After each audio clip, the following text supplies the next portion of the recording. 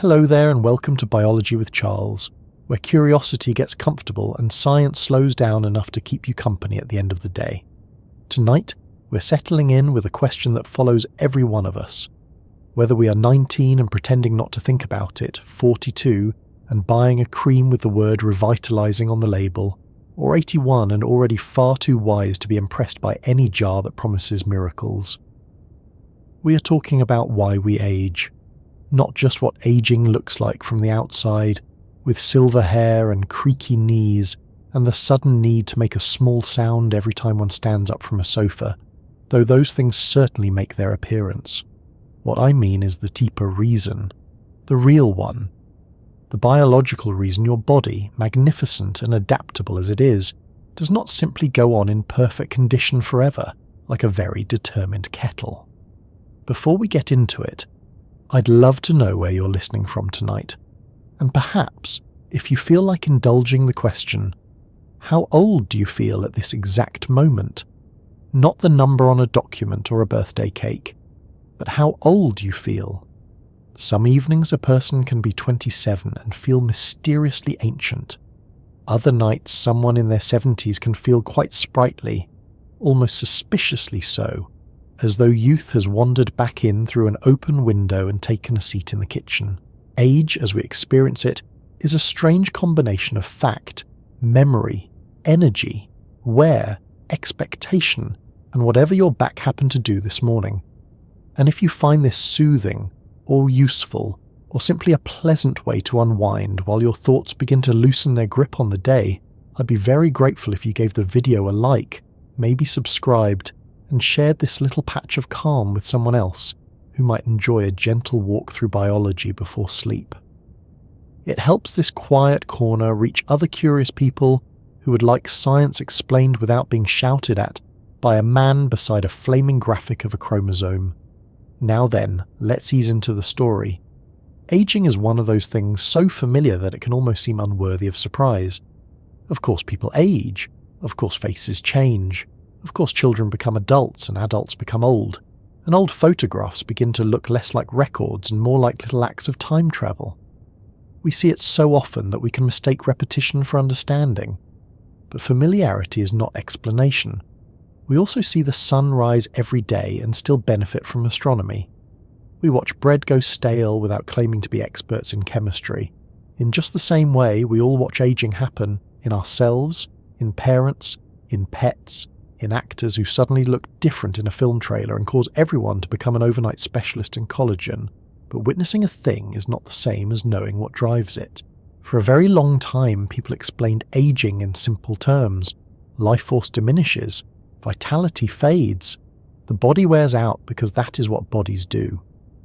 There is some truth hidden in those old ideas, but only in the broadest sense. They are descriptions dressed up as reasons.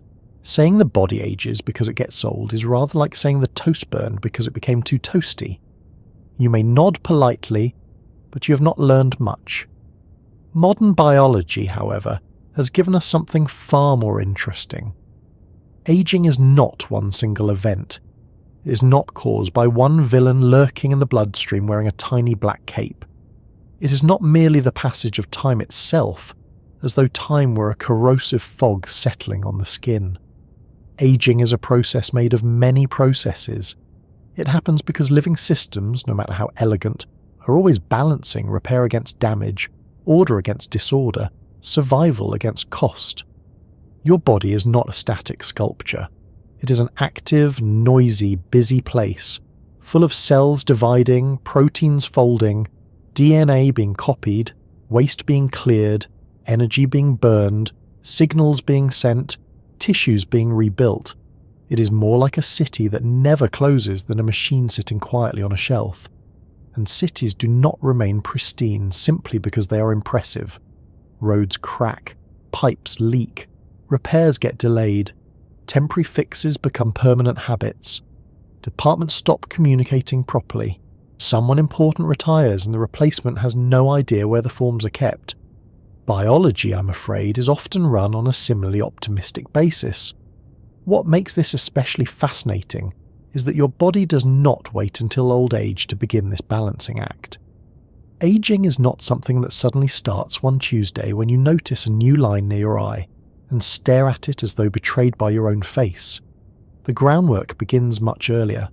In a sense, it begins with life itself.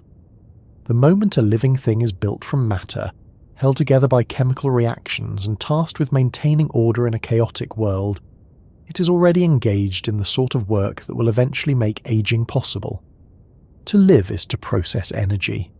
To process energy is to generate byproducts. To grow is to copy information. To copy information is to risk error.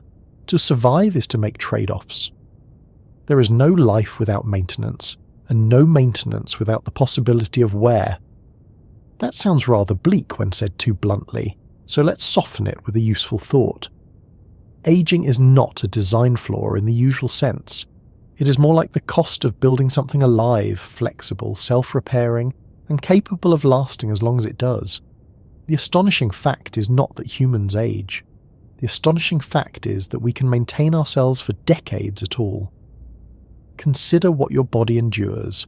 Sunlight, gravity, stress, infections, sleeplessness, cuts, bad decisions, excellent desserts, mediocre diets, awkward sleeping positions, winter viruses, summer heat, chronic inflammation, and the mysterious decision many of us make in youth to treat sleep as a negotiable hobby. Through all this, the body keeps going, bones renew themselves, skin heals, blood cells are replaced, the lining of the gut is rebuilt, damaged molecules are broken down and recycled, immune cells patrol like overworked security staff in a very large museum. The whole thing is astonishingly competent. It is just not infinitely so. One of the most persistent misconceptions about aging is that there must be a master clock somewhere, a central little dial hidden behind the sternum ticking us from youth into frailty with calm administrative efficiency. Biology is rarely that tidy. There are clocks in the body, yes, and there are molecular markers that track aspects of biological age, but aging itself is not a single countdown. It is the accumulation of changes across many systems over time. Some of those changes arise because damage happens. Some happen because repair becomes less reliable. Some happen because mechanisms that help early in life become troublesome later on.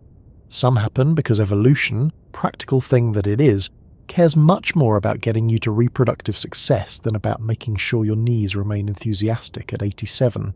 That last point matters more than people often realise. We are tempted to imagine the body as something built for our lifelong comfort, but evolution did not shape us with retirement villages and reading glasses in mind.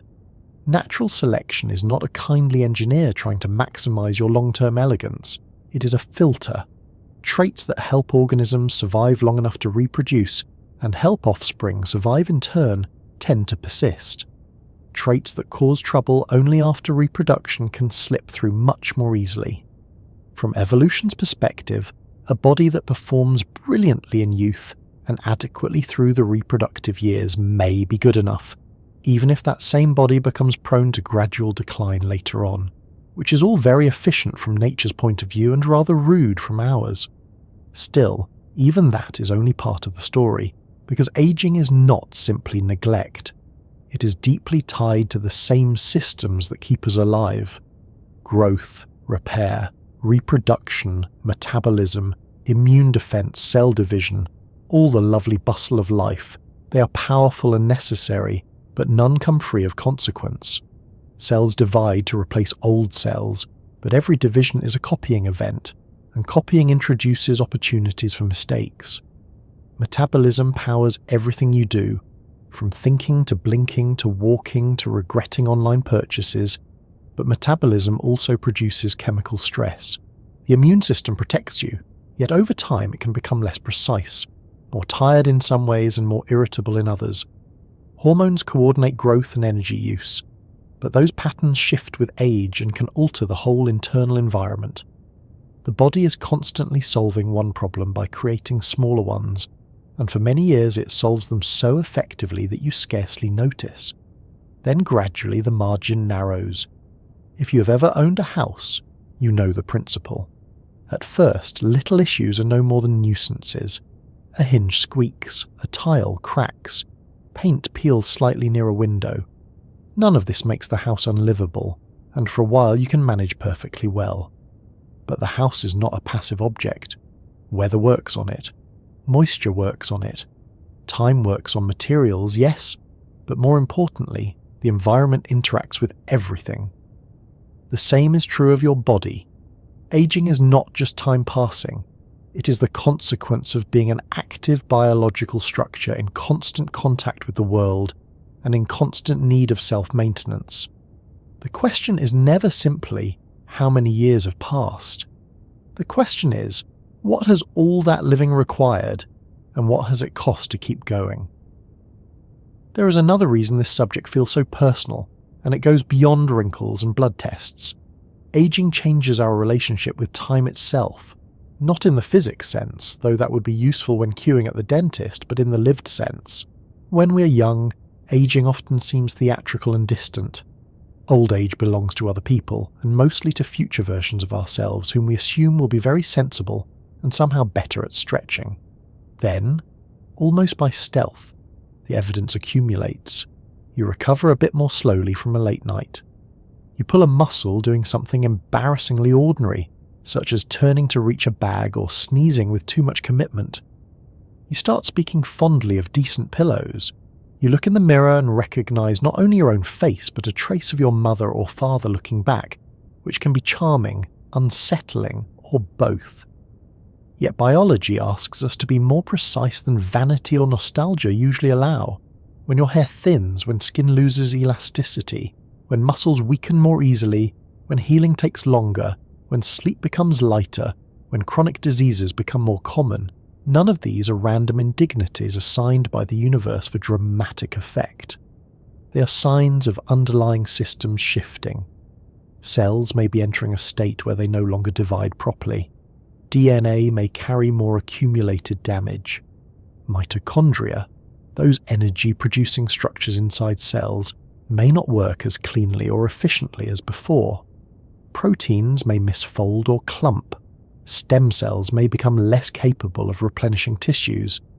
And the immune system may contribute to low-grade inflammation that lingers instead of resolving cleanly. Genes may be regulated differently. Communication between cells may become less reliable. None of this is visible when it starts. The visible signs are the latecomers. They are the surface ripples, not the first movement underwater. That perhaps is why aging has fascinated scientists for so long. It is universal and deeply ordinary, yet biologically it is anything but simple. Some animals age quickly, some age slowly. Some appear almost offensively resistant to the usual script. Certain turtles seem in no particular hurry to decline. Naked mole rats have spent years making researchers stare at them with a mixture of scientific respect and personal envy. Tiny differences in genes, metabolism, repair pathways, reproductive strategy, body size, and environment can change lifespan dramatically. That tells us something important right away. Aging is not a fixed law in the way gravity is a fixed law. It is not one thing imposed identically on all life. It is a biological outcome shaped by mechanisms, and mechanisms can vary. Humans, of course, are an especially interesting case because we live long enough to become keen observers of our own decline and inventive enough to start doing something about it. We dye our hair, replace our joints, moisturize with grim optimism, count our steps, take supplements of varying credibility, and argue over whether red wine is medicine or merely a cheerful excuse. Beneath all that, science keeps asking more exact questions. Why do cells stop functioning well? Why does damage accumulate? Why does repair slow down? Why does the body tolerate processes that are useful early on but harmful later? Can aging be slowed? Can parts of it be reversed? Is there one central cause or several cooperating ones? The more closely researchers look, the clearer it becomes that aging is not a single domino but a network of them. And yet, despite all the complexity, there is a simple way to begin understanding the real reason we age. We age because living things must preserve order against constant disruption, and over time that effort becomes less perfect. Damage is generated faster than it can be completely repaired. Maintenance systems become less accurate, less coordinated, or more costly. Protective responses that once served us well start producing side effects. The body continues, but not indefinitely at peak performance. Think less of a switch being flipped, and more of a long negotiation between resilience and wear.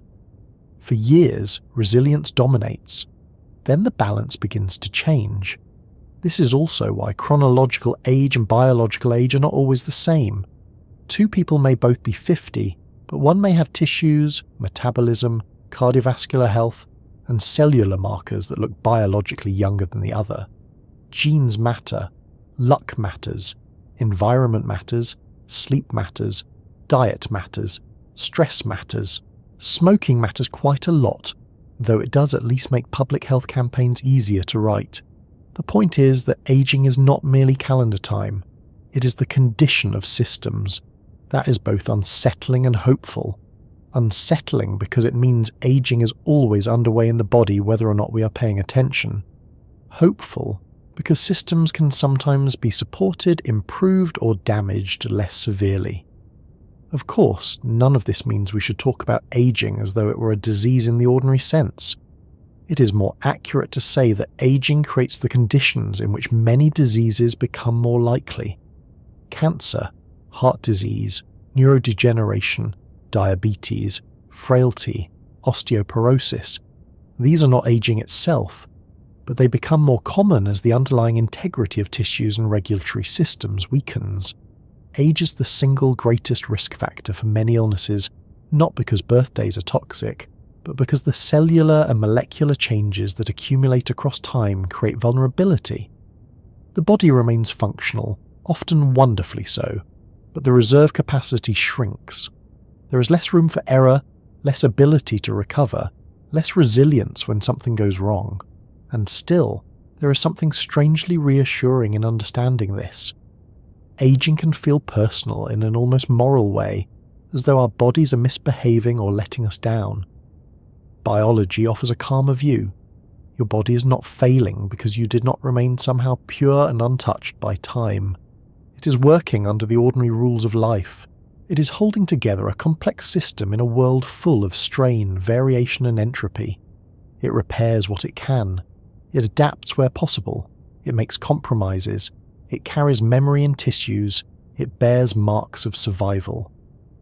A face changes because it has lived. A body slows because it has worked. There is no shame in that, only process. But if we want the real reason, not the comforting one, not the cosmetic one, not the one sold in adverts featuring citrus fruit and women laughing at salads, we have to go smaller, much smaller. We have to leave the mirror behind and look at cells, because the body does not age all at once. It ages cell by cell, tissue by tissue, system by system, through tiny failures, delays, compromises, and accumulated signals that, taken together, become what we call growing older. Somewhere beneath the skin, long before a wrinkle forms or a joint complains or memory takes a few extra seconds to retrieve a name, the first quiet signs are already there. The first signs are usually so small that they barely announce themselves.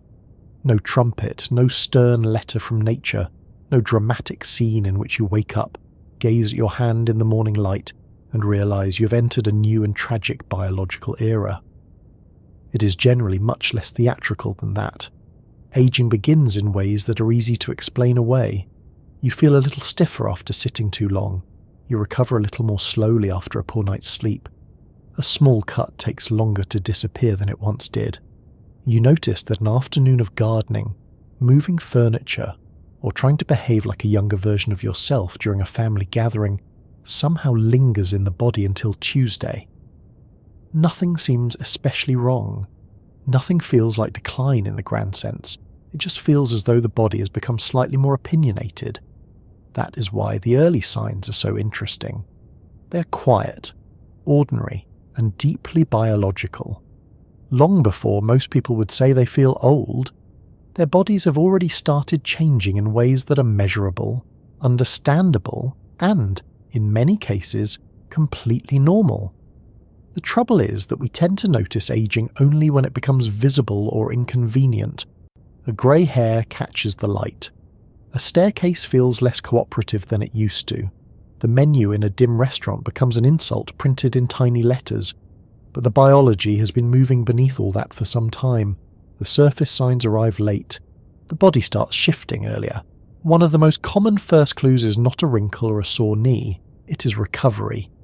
Young bodies are remarkably good at returning to baseline.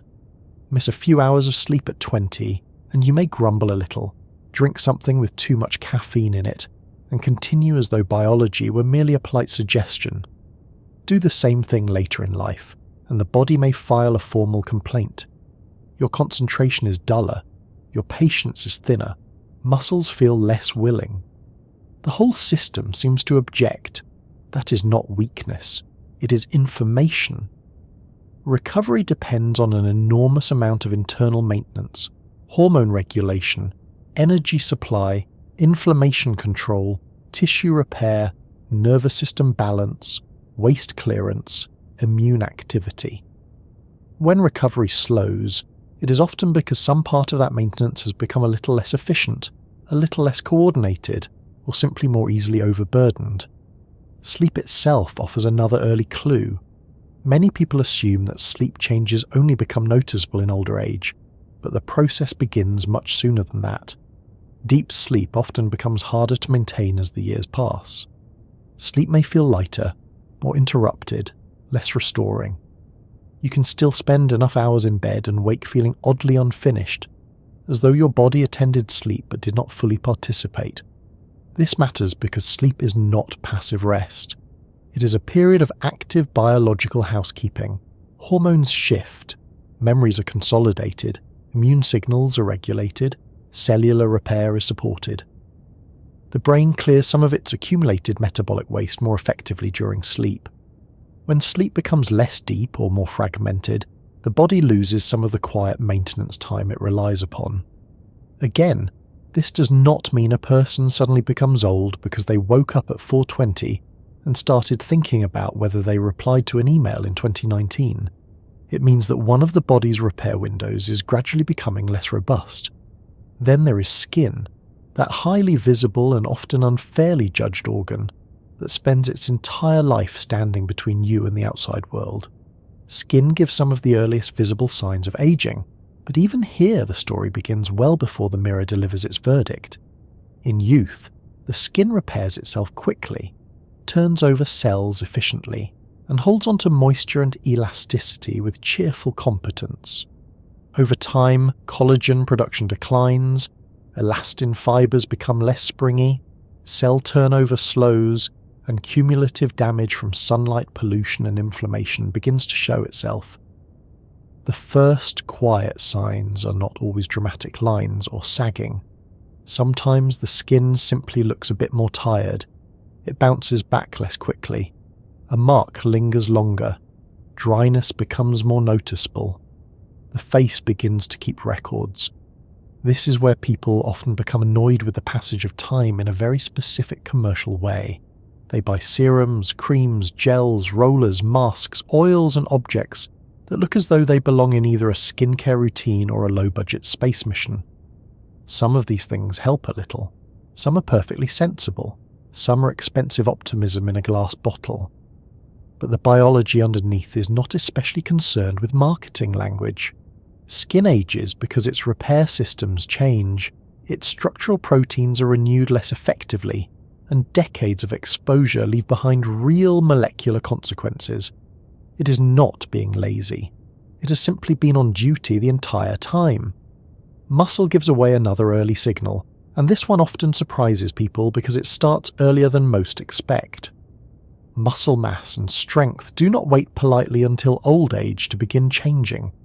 Even in adulthood, if muscle is not regularly challenged, nourished and maintained, it begins to decline.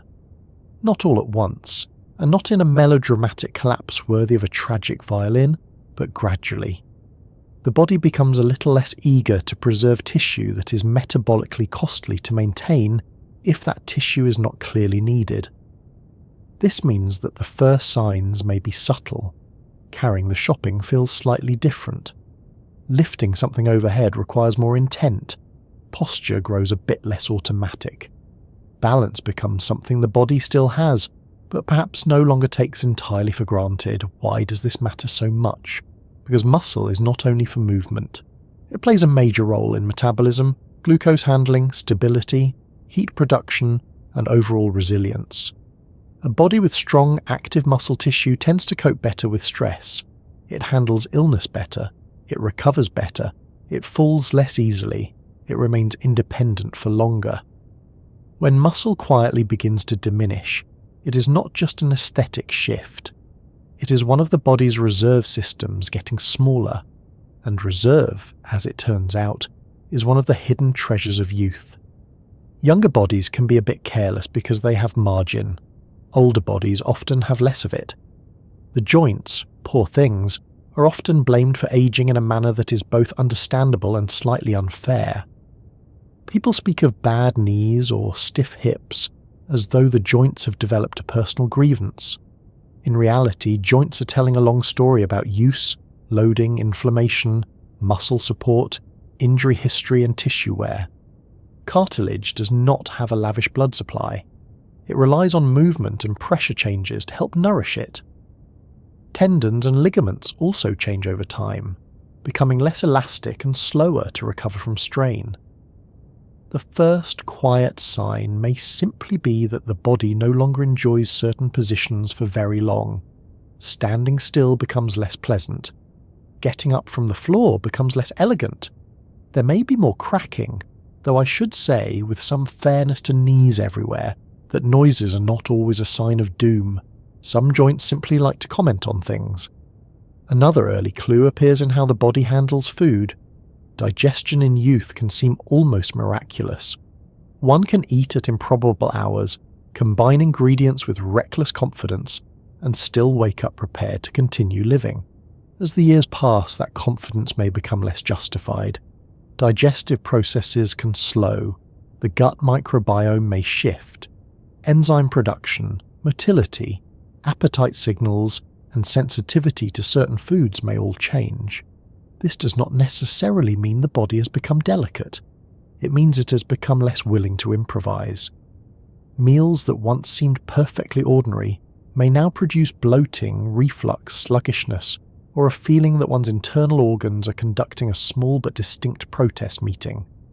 Vision is another classic example of a quiet shift becoming a very public inconvenience. One of the most common age-related changes is the gradual stiffening of the lens in the eye. In youth, the lens changes shape easily to focus on near objects. Later on, that flexibility declines, and suddenly the menu, the medicine label, and the charmingly tiny instructions enclosed with anything electronic become adversaries. This particular change, known to many through the deeply humbling experience of holding something farther and farther away in search of clarity, is not a moral failing. It is tissue behavior. The structures that once adjusted effortlessly simply become less supple. It is one of the cleanest examples of how aging can begin as a mechanical issue inside living tissue long before it becomes a social ritual involving stronger lighting. Hearing can shift in a similarly gradual way. It rarely vanishes overnight. More often, certain frequencies become harder to detect, especially higher ones. Speech in a noisy room becomes more difficult to separate from background sound. The problem is not always volume. Often it is clarity. And that distinction matters, because hearing depends not only on the ear capturing sound, but on delicate structures inside the inner ear and precise interpretation by the brain. Tiny sensory cells do not regenerate well in humans. Once damaged by age, noise exposure, or other stressors, their function may not fully return. This is one reason the early signs of aging can feel so peculiar. A person does not necessarily feel unwell. They simply notice that the world has become slightly less crisp. Then there is the immune system, which changes in a way that is both subtle and important. A younger immune system tends to mount strong responses, remember threats efficiently, and recover from many ordinary infections with admirable speed. Over time, however, the immune system becomes less balanced. Some parts of it grow less responsive, which means infections can hit harder or vaccines may be somewhat less effective. Other parts become more active in unhelpful ways, contributing to chronic low-grade inflammation. Scientists sometimes describe this background inflammatory state as one of the key features of aging, and it is worth lingering on because it explains a great deal. Inflammation is not inherently bad. It is a protective response. It helps the body react to injury and infection. But when it becomes persistent, low-level and widespread, it begins to wear on tissues. It is rather like having a fire brigade that never fully goes home and occasionally sprays the curtains for no reason. This low-grade inflammation does not usually announce itself with a dramatic fever or sudden illness. It works quietly. It affects blood vessels, metabolism, joints, the brain, and the ability of tissues to repair themselves cleanly. It is one reason why the first signs of aging can feel vague. A person may simply feel less energetic, more achy, slower to bounce back. Underneath that, the body's signalling environment may have become a little noisier, a little more inflamed, a little less calm than before. Energy itself changes in ways people often describe long before they understand them. It is not merely that one becomes tired more often. It is that energy becomes less automatic. In younger years, the body often produces a sense of momentum without much negotiation. Later, effort may require more preparation. This has a great deal to do with metabolism and mitochondria, the structures inside cells that help produce usable energy. When mitochondrial function becomes less efficient, cells may generate energy less cleanly, produce more damaging byproducts, and respond less effectively to stress. That does not mean the batteries are simply going flat, though that metaphor is popular because it is easy and occasionally dramatic. It means the energy system is becoming less elegant in how it meets demand. The brain, too, gives early signs, though this is where people often become anxious in unhelpful ways. Not every forgotten name is evidence of serious decline. Not every misplaced key marks the collapse of civilization. Much of normal cognitive aging is mild and selective. Processing speed may slow a little. Multitasking may become less graceful. Word retrieval may occasionally pause at the doorway before entering the room. But knowledge, judgment, pattern recognition, and emotional regulation can remain strong, and often improve. The early signs here are often less about losing intelligence, and more about the brain taking a slightly different route. It may need a bit longer to retrieve something. It may resent interruptions more. It may prefer focus over frantic switching. In some respects, this is not decline so much as a change in operating style. The brain has more archives, and occasionally the filing system takes a moment. Still, even mild cognitive shifts reflect real biology. Neurons depend on good blood flow, effective energy use, healthy synapses, controlled inflammation, and support from surrounding cells. Sleep quality matters, vascular health matters, glucose regulation matters, inflammation matters again, because it always seems to turn up like an overfamiliar guest. The quiet signs in the mind are tied to the same larger story unfolding throughout the body. Maintenance systems still work, but not always as swiftly or cleanly as they once did. Hormones add yet another layer to this. As we move through adulthood, the hormonal environment changes. Sex hormones shift. Stress hormones may be regulated differently. Growth-related signals alter. These changes affect muscle, bone, fat distribution, sleep, mood, skin, libido, metabolism, and recovery. They are not separate from aging. They are part of it. This is why the early signs can appear in combinations that seem unrelated on the surface. A person may notice poorer sleep, a little more abdominal fat, lower exercise tolerance, drier skin, and a shorter temper, all within the span of a few years, and assume life has simply become rude. In fact, multiple regulatory systems may be changing together. What makes all of this so easy to overlook is that the body is constantly compensating. Compensation is one of its great talents. Blood vessels adapt. The brain recruits alternative strategies. Muscles pick up some of the slack for joints. One organ compensates when another is slightly less efficient. The body keeps performance looking quite respectable long after small problems have begun to accumulate. That is why the first signs are often feelings rather than diagnoses. You feel less springy, less forgiving of chaos, less able to mistreat your sleep, diet, posture, or stress levels without consequence. The margin between what your body can do and what it can recover from has narrowed slightly, and you notice the narrowing before you know its name. There is something worth emphasizing here, because discussions of aging often become gloomy far too quickly. The first quiet signs do not mean the body is failing. They mean the body is adapting under new conditions. Some of these changes are unavoidable, but many are shaped by how we live. Physical activity supports muscle, joints, metabolism, and brain health. Good sleep supports repair, hormone regulation, and immune balance. Nutrition provides the raw materials for maintenance. Stress management affects inflammation, sleep, appetite, and the nervous system. Social connection even appears to matter, because isolation is not especially good for a creature as social and biologically responsive as a human being. The point is not that you can defeat aging by owning the correct smoothie blender. That would be convenient, but biology is rarely that shallow. The point is that aging unfolds through systems, and systems respond to conditions. Even so, there comes a point where one has to ask a more serious question. Why do these signs appear at all? Why should repair become slower? Why should inflammation become harder to regulate? Why should tissues lose flexibility, cells lose efficiency, and reserves shrink with time? If the body is so intelligent, so responsive, so magnificently equipped for self-maintenance, why can it not simply keep doing what it has been doing forever? That question takes us beneath symptoms and sensations into the cell itself. Because the first quiet signs are only the visible edge of a much deeper process.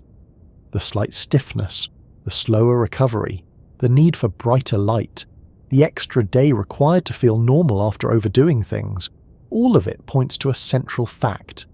Your body is constantly repairing itself, and that repair does not remain perfect indefinitely.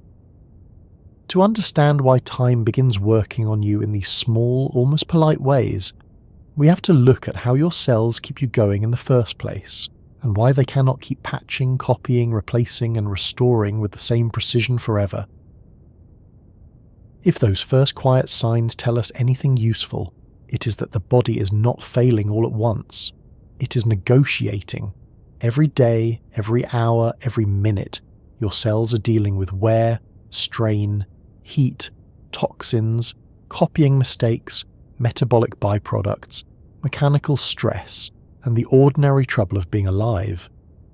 The remarkable thing is not that repair eventually becomes incomplete. The remarkable thing is that so much repair happens at all, and for so long, without you noticing. A body only feels stable because an enormous amount of instability is being managed in the background. That is where we have to begin if we want an honest answer. Your cells cannot keep repairing forever, because repair is not a magical reset button. It is work. It consumes energy, depends on raw materials, requires accurate instructions, and is carried out by structures that are themselves vulnerable to damage. The system doing the fixing is made of the same mortal biological stuff as the thing being fixed. That sounds obvious when said plainly, but it has enormous consequences. There is no separate, untouchable repair crew living outside the body, pristine and tireless, arriving each night with clipboards and excellent posture. The repair crew is the body. The tools are biological, the instructions are biological, the power supply is biological, which means the whole process is subject to the same limitations as everything else. A useful comparison is a city trying to maintain itself while remaining fully occupied. Roads need repairing, but traffic still has to move. Pipes need replacing, but people still want water. Buildings need inspections, but businesses still have to open. Waste must be removed, power generated, communication maintained, emergencies handled, budgets balanced, And all of this has to happen while weather, usage, accidents, and time keep imposing new problems. The city does not get to shut down for a week and emerge perfect. It stays functional by prioritizing, patching, rebuilding, delaying, and making trade-offs. Your cells do something similar. They do not enjoy the luxury of pausing life until every last issue is resolved. They must maintain function while damage is still arriving, and damage does arrive constantly. Even in a healthy body doing everything reasonably well, molecules are bumped, bent, oxidized, broken, misfolded, and copied imperfectly. DNA, which stores the instructions for building and running the cell, is under frequent assault. Some of that damage comes from outside, from ultraviolet light, pollution, radiation, certain chemicals, infections, and the assorted insults modern life offers with such enthusiasm. But a surprising amount comes from inside. Merely producing energy generates reactive molecules that can damage proteins, lipids, and DNA. Ordinary metabolism creates waste products. Copying DNA during cell division introduces errors. Proteins do not always fold correctly. Membranes wear. Cellular components age. The cell is not being attacked only by dramatic outside forces. It is also dealing with the consequences of its own activity. This is not a flaw in the usual sense. It is the price of being dynamic. A cell that did nothing could avoid some kinds of damage, but it would also fail to be alive in any meaningful way. Life requires movement, chemistry, information transfer, and energy transformation. Those things generate risk. So cells evolved systems to cope. They repair DNA. They refold or destroy damaged proteins. They recycle old components. They neutralize harmful molecules. They monitor internal conditions. They self-destruct when damage becomes too severe. They communicate distress. They pause division when something looks wrong. In short, they are extremely competent, but competence is not the same as infinity. One reason repair cannot continue forever is that perfect repair is not only difficult, it may be impossible in a living, changing system.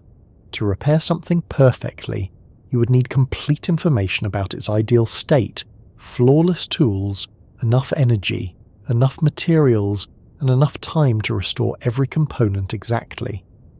Cells do not have that luxury.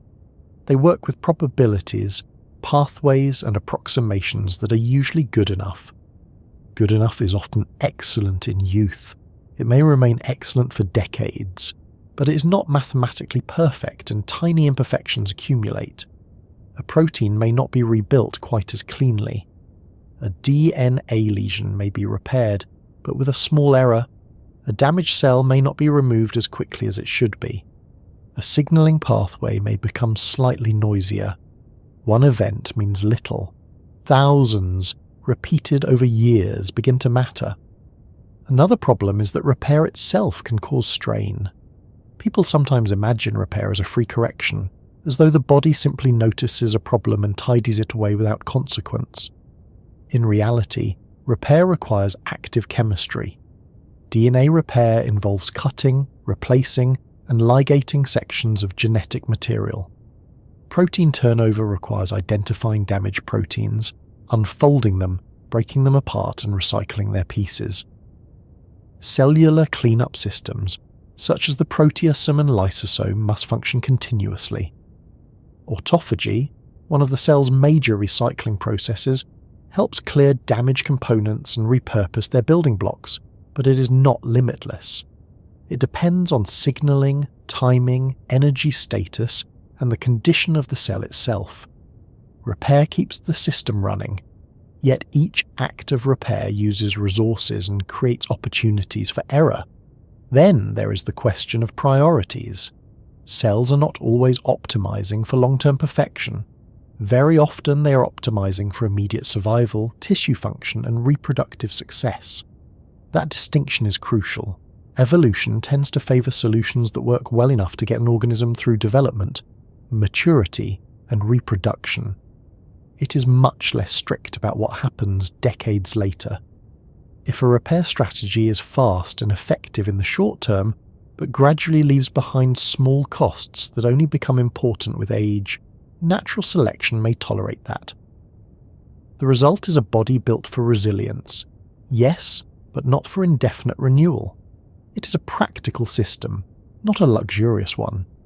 Consider skin after an injury. The body heals quickly because rapid closure reduces infection risk and restores the barrier. The repair is useful and often impressive, but it may leave a scar. From an evolutionary standpoint, this is a highly sensible compromise. Better a sealed wound with altered tissue than a perfect restoration that takes too long and invites bacteria to move in like very unpleasant tenants. The same principle appears throughout biology. Cells and tissues often choose survival, speed, and adequacy over flawless reconstruction. That keeps organisms alive. It also means some repairs are inherently approximate. There is another difficulty as well. Cells do not all share the same repair capacity. Some tissues renew themselves frequently. The lining of the gut, for instance, turns over rapidly. Skin renews itself throughout life. Blood cells are constantly replenished. Other cells are far more limited. Many neurons do not simply divide and replace themselves at will. Heart muscle has only modest regenerative ability. Certain structures in the inner ear, as we mentioned earlier, are notoriously bad at coming back once damaged. This means the body is a patchwork of different maintenance strategies. In some places, old cells are replaced often. In others, cells must survive and function for years or even decades. Long-lived cells face a particular challenge. They must keep their internal machinery working over extended periods while damage slowly accumulates. They're rather like old factories expected to run continuously, while maintenance crews argue in the corridor. Even in tissues that do renew, replacement depends on stem cells, and stem cells are not endless fountains of freshness. They are precious, tightly regulated populations that give rise to new cells when needed. Over time, stem cells can become depleted, less responsive, or more prone to error.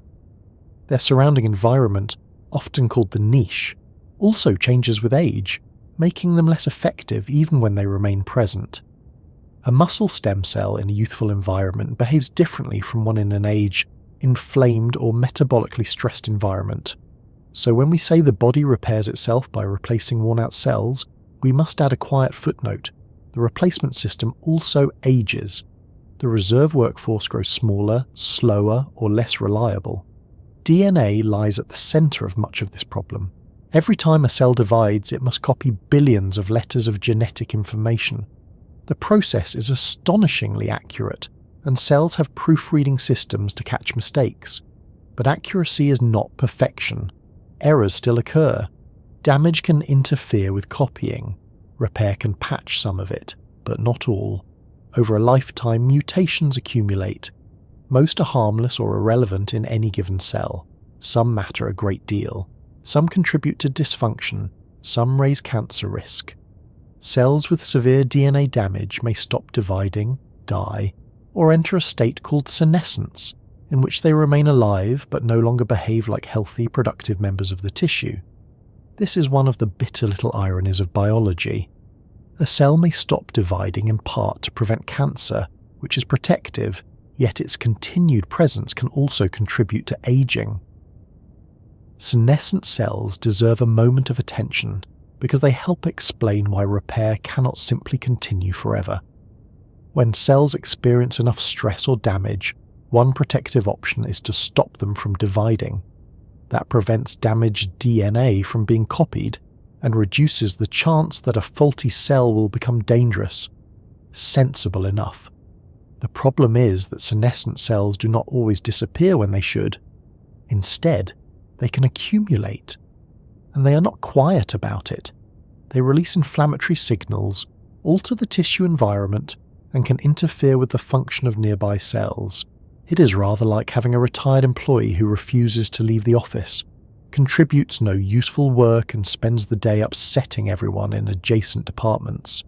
A few may be tolerable, too many become a problem.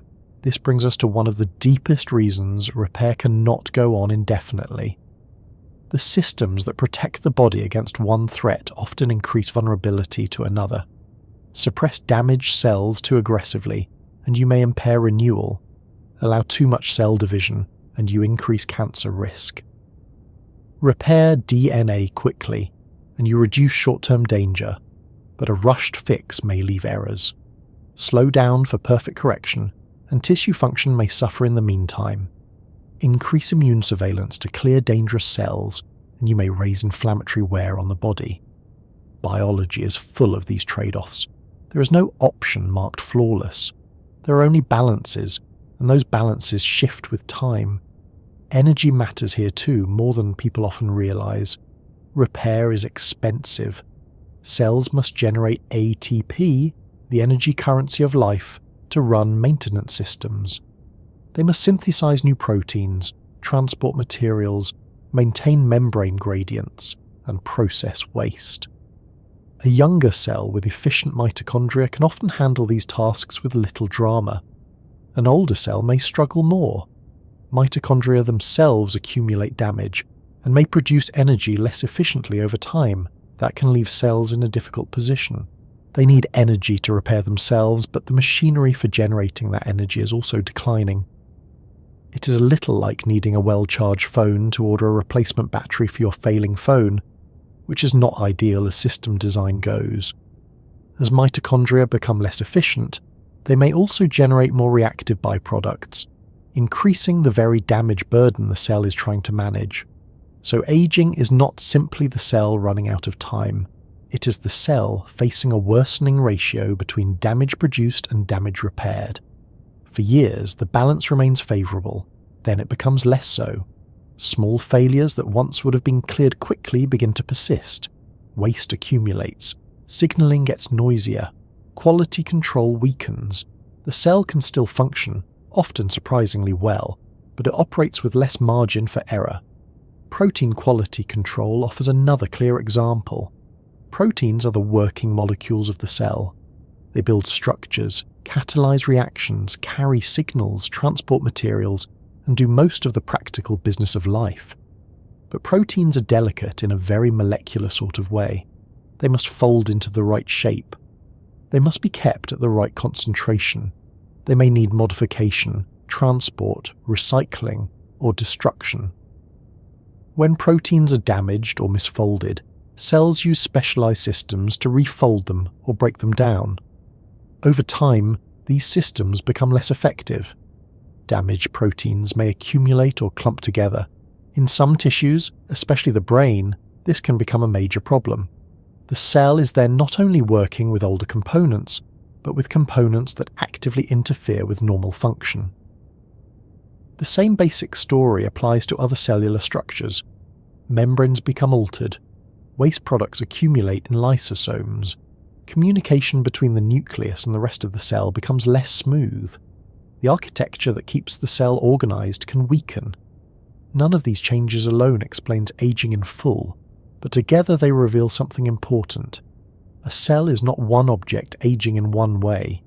It is a collection of systems, each with its own maintenance burden, all depending on one another.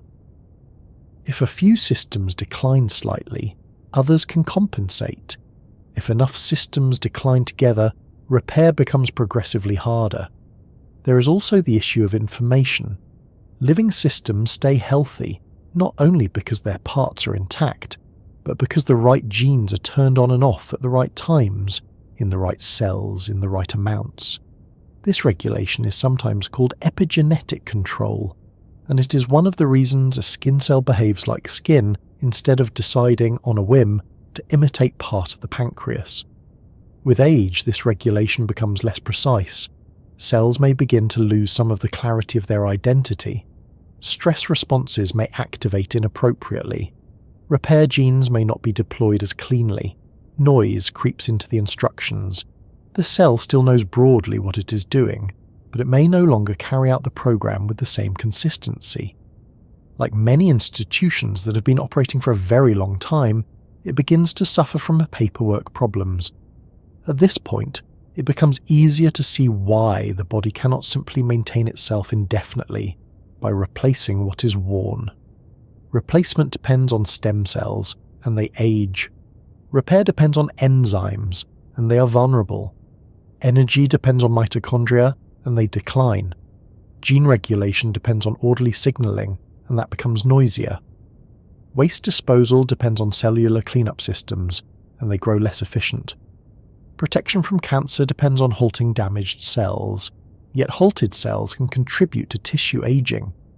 The body is trying to preserve itself with tools that themselves are subject to the same passage through wear, stress, and compromise. That does not mean the system is badly designed. On the contrary, it is extraordinarily robust. A human body can maintain function across decades, survive injury, fight infection, adapt to scarcity, recover from strain, and keep complex tissues operating with minimal conscious supervision. It can do all that while you misjudge your mattress, skip vegetables for a week, stay up too late thinking it will not matter, and stand in a strange posture while looking for your keys. Biology is patient, biology is forgiving, it is also finite. The cell is not built to become immortal through perfect maintenance. It is built to function, reproduce when appropriate, adapt, survive, and manage damage as best it can for a very long stretch of time. Once you understand that, aging becomes less mysterious and more mechanical in the best possible sense. Your cells cannot keep repairing forever because they are locked in a permanent contest between injury and upkeep. And upkeep gradually loses some of its speed, accuracy, and reserve. Damage accumulates not because the body forgets to care, but because every act of living creates new maintenance needs. Repair systems slow not because they suddenly stop, but because they too are made of living parts that age. The body remains active, but it does so with increasing compromise, and this is where the story narrows even further, because one of the most important limits on cellular renewal is tied to copying itself. Cells often repair tissues by dividing, and cell division means duplicating DNA. Yet every duplication carries its own constraints, and at the ends of chromosomes there are structures that slowly reveal one of the clearest built-in limits on endless renewal. Along with the small mistakes that arise during copying, those structures help explain why replacement, however impressive, is never completely open-ended. If cells could divide forever without consequence, a great many biological problems would become much easier to ignore. Tissues could simply replace themselves indefinitely. Damage could be outrun by renewal. Old cells could be discarded and swapped for fresh ones with the calm efficiency of a hotel changing towels. We would still have infections, injuries, and the occasional regrettable decision involving posture. But the deeper structural problem of aging would look very different. Yet cells do not divide forever, at least not healthy human cells in the ordinary course of life. And the reason takes us into one of the most elegant and slightly cruel features of biology. Every time a cell copies its DNA, there are limits. To understand why, we have to remember what cell division is actually asking for. A cell that divides must duplicate its entire genome, all the genetic instructions packed into its chromosomes. This is a monumental task. Human cells contain billions of DNA letters. They must be copied accurately at speed, with proofreading, repair, packaging, timing, and coordination, all while the cell continues to function well enough not to become a menace to itself or its neighbours. It is one of the most impressive things biology does, which perhaps explains why it comes with complications. Now, copying DNA is not like copying a digital file. Computers can make a duplicate that is, for practical purposes, exact. Cells work in chemistry, not clean mathematics. DNA must be unwound, stabilized, read, and rebuilt strand by strand using enzymes. There are proofreading systems, there are checkpoints, there are repair mechanisms that correct many mistakes. But the process still occurs in a physical world where molecules collide, enzymes slip, damage already exists, and time is not infinite. That means two things happen whenever cells divide. First, there is a risk of copying errors. Second, there is a built-in problem at the ends of chromosomes. Those ends are protected by structures called telomeres. Telomeres are repeating stretches of DNA found at the tips of chromosomes, rather like protective caps. They do not code for proteins in the ordinary way. Their job is more defensive than informative. They help protect chromosomes from being mistaken for broken DNA, and they buffer against a peculiar limitation in how DNA replication works. If chromosomes had no telomeres, the ends would be vulnerable in several ways. They could fuse with other chromosomes. They could trigger DNA damage responses unnecessarily. Most importantly for our story, important genetic information would be lost more readily during repeated copying. The copying problem itself is sometimes called the end replication problem, which sounds rather dry until you realise it quietly places a limit on how many times many human cells can divide. DNA polymerase, the enzyme that builds new DNA strands, cannot copy the very end of one strand in quite the same straightforward way it handles the rest. Because of the way replication is primed and extended, a little bit at the end is not fully replaced during each round of cell division. In practical terms, that means telomeres shorten over time as cells divide. Not dramatically in one go, not with fireworks, but steadily enough that over many divisions the change becomes significant. This is a clever solution, and a burden at the same time. Telomeres act as sacrificial buffers. Better to lose some repeated protective DNA than to trim away genes themselves every time a cell divides. It is a little like putting extra packaging around a fragile object, knowing the packaging may get battered in transit. The package survives because something else takes the damage first, but the packaging is not endless. Eventually, after repeated divisions, telomeres can become so short that the cell receives a message it can no longer ignore.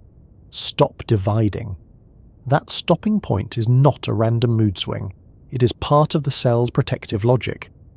Critically short telomeres are dangerous because they make chromosome ends unstable. A cell with severely shortened telomeres risks genomic chaos. Chromosomes may fuse, break, rearrange, or trigger strong DNA damage signals. From the body's point of view, allowing unlimited division under those conditions would be reckless. So many cells respond by entering senescence or by undergoing cell death. Once again, the body chooses safety over endless renewal, and once again, that choice protects us in one way while contributing to aging in another. This helps explain a famous observation in cell biology known as the Hayflick limit.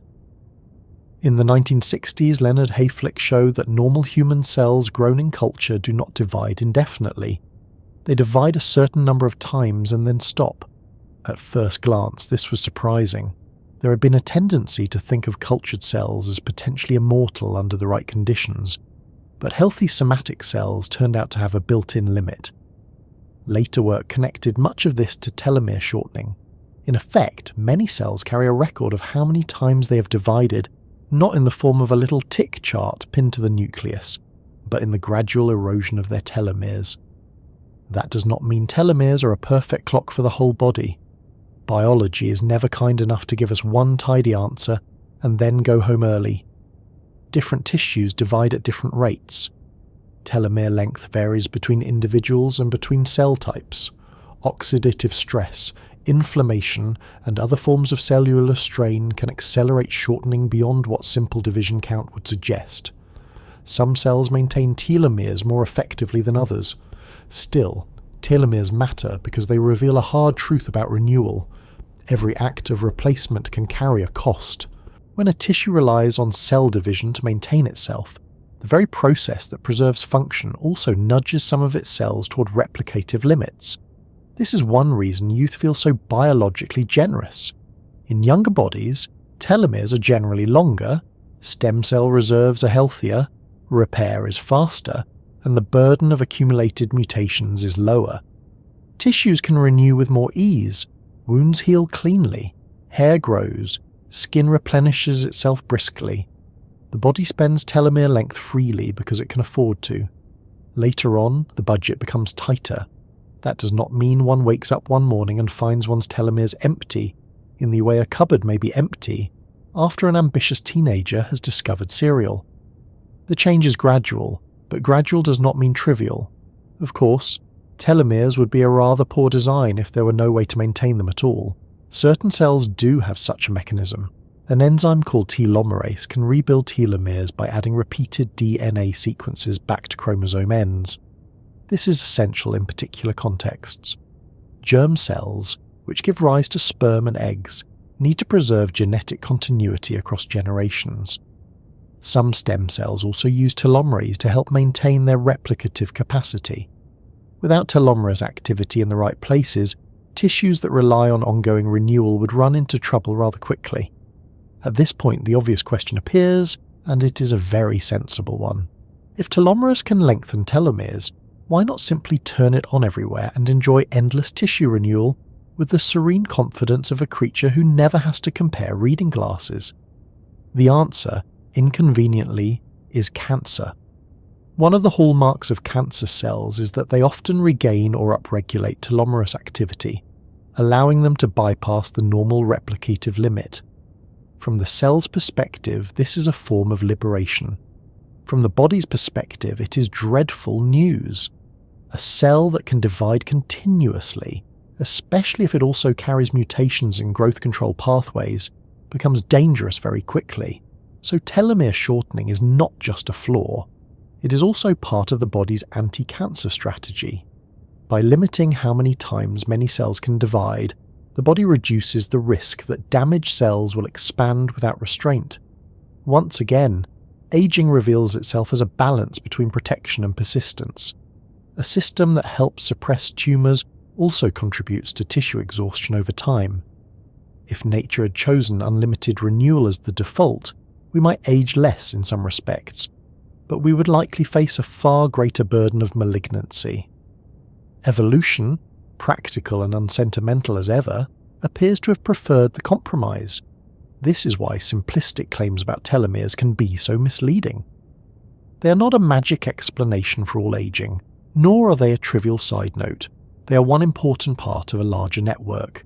Short telomeres can impair tissue repair, reduce stem cell function, and push cells into senescence. But aging also involves mitochondrial decline, protein damage, inflammation, altered signaling, epigenetic drift, stem cell exhaustion, and more. Telomeres are influential, but they are not the entire orchestra. They are perhaps one of the string sections, very important, occasionally dramatic, but not the whole concert. Still, even if telomeres were not involved at all, copying DNA would remain a fraught business. Every round of replication introduces the possibility of errors. DNA polymerases are remarkably accurate, and proofreading systems catch many mistakes. Mismatch repair systems sweep up many more. Yet the genome is vast, the process is repeated across trillions of cells over a lifetime, and damage can already be present before copying begins. That means mutations accumulate. Some occur in harmless regions, some affect genes that the cell barely uses, some land in important places, altering how cells grow, repair, communicate, or respond to stress. Most individual mutations in a single cell do not transform the body overnight. If they did, human existence would be unmanageably dramatic. But over years, the accumulation matters. Cells within the same tissue no longer remain genetically identical. Clones emerge, meaning groups of cells descended from one mutated ancestor begin to expand slightly. Many of these clones do nothing especially disastrous, but they change the tissue landscape. In blood, skin, and other renewing tissues, age-related clonal expansions are increasingly recognized as common. The tissue becomes a mosaic of cells with subtly different histories and capabilities. Some are perfectly serviceable, some are less cooperative, some carry increased risk for disease. This is one of those details that makes aging feel less like a smooth fade and more like quiet internal politics. A tissue is not simply getting older in one unified way. Different cell populations are changing at different rates, carrying different mutations, responding differently to the environment. The young fantasy of the body as a single coordinated empire gives way to the middle-aged biological reality of a large organization, where departments have begun interpreting policy in creative ways. Copying errors are not limited to mutations in DNA sequence either. Cell division also involves packaging DNA correctly, separating chromosomes accurately, and re-establishing the right patterns of gene regulation afterward. Problems can arise at each step. Chromosomes may be missegregated, repair may introduce small insertions or deletions. Replication forks can stall when the machinery encounters damage or difficult stretches of DNA. This is called replication stress, and it becomes more important with age and with high rates of cell turnover. Cells that divide often are especially challenged, because they must keep running this elaborate copying program again and again, while also handling the ordinary demands of tissue life. Stem cells sit at the centre of this tension. They are responsible for maintaining many tissues over time, but every division they perform is both necessary and risky. Divide too little, and the tissue cannot replenish itself. Divide too much, and you accelerate telomere shortening, mutation accumulation, and the chance of malignant transformation. The body solves this partly by keeping many stem cells quiescent, meaning relatively inactive until needed. That protects them from some forms of wear. But quiescence is not immortality. Stem cells still age. Their DNA still accumulates damage. Their niches still change. Their ability to respond can weaken. Once again, the body is not neglecting maintenance. It is trying to preserve its most important maintenance workers from the very activity maintenance requires. There is also the influence of oxidative stress, which can damage DNA directly and accelerate telomere shortening. Telomeric DNA is especially vulnerable to oxidative injury, meaning stress does not merely add random wear. It can target the very protective ends that help cells manage repeated division. Chronic inflammation, poor metabolic control, smoking, certain toxins, and persistent psychological stress all appear capable of influencing telomere dynamics to some extent. One must be careful not to become hysterical about this and start treating every stressful Tuesday as a direct assault on one's chromosomes, but the principle is sound. The biological environment in which cells divide affects how gracefully they manage the task. This helps explain why telomere length varies so much among people of the same age. It is shaped by inheritance, developmental history, tissue type, life exposures, disease burden, and chance. Some people begin with longer telomeres, some burn through them more quickly, some maintain them better in specific cell types. There is no single number that captures a person's destiny in a tidy clinical whisper. The body is far too complicated for that. But at the level of principle, telomeres show us something decisive. Renewal has limits because renewal itself slowly changes the cells that perform it. The irony here is almost too neat. The body fights aging partly by replacing cells, but each replacement moves certain cells closer to the point where they can no longer divide safely. It preserves tissue function in the short term, while narrowing one route to preservation in the long term. This is not incompetence, it is compromise under constraint. And compromise, more than any glamorous idea of decay, is the real tone of biology. There are rare disorders that make this starkly visible. In syndromes involving defective telomere maintenance, people can develop signs of premature tissue failure, particularly in highly renewing systems like bone marrow, skin, and the lungs. These conditions are serious and uncommon, but they serve as natural demonstrations of how vital telomere maintenance is for ordinary repair. When the system is impaired, renewal falters. The body shows very quickly that it depends on a careful balance between division and preservation. At the same time, cancer reminds us what happens when the limit is escaped too successfully. Many tumours solve the telomere problem by reactivating telomerase, or using alternative mechanisms to maintain chromosome ends. In other words, one of the things that makes cancer cells so dangerous is precisely their ability to do what aging tissues cannot do indefinitely: keep dividing. Immortality at the cellular level, it turns out, is not automatically a blessing. In multicellular organisms, a cell that refuses to accept limits may become a threat to the whole organism. This is why the dream of simple, endless renewal so often collides with biology's sternest warning. A body needs cells that are regenerative, but it also needs them to be obedient. So when we ask why renewal has limits, telomeres and copying errors bring the answer into focus. Renewal depends on division. division depends on replication. Replication is extraordinarily good but not perfect, and the structure of chromosomes means some loss is built into the process itself. Protective mechanisms exist, but they create trade-offs. Too little renewal and tissues decline. Too much or too unrestrained renewal and cancer risk rises. Over time, the balance shifts toward reduced regenerative capacity, more senescence, more genetic mosaicism, and less clean replacement. Yet even that is still not the whole picture. Because cells do not age only by accumulating sequence errors or running down their telomeres. They also age by changing how they read and use their genes. Two cells may carry nearly the same DNA, but if one turns the wrong genes on, silences the wrong ones, or loses some of the stable patterns that once defined its identity, its behaviour changes, and these changes can be measured. In fact, they can be measured so consistently that scientists have found ways to estimate biological age from the marks left on the genome itself, as though the body were keeping a second, quieter record of time beneath the obvious one. That second record is what makes the idea of aging so much stranger than it first appears. It is one thing to say that cells accumulate damage, lose telomere length, and eventually struggle to divide. That already gives us a fairly solid explanation for why renewal cannot continue forever in the simple, unlimited way one might hope. But there is another layer beneath all that, and it concerns not the letters of DNA themselves, but the way those letters are used. Your genome is not a static script read the same way in every cell, at every age, under every condition.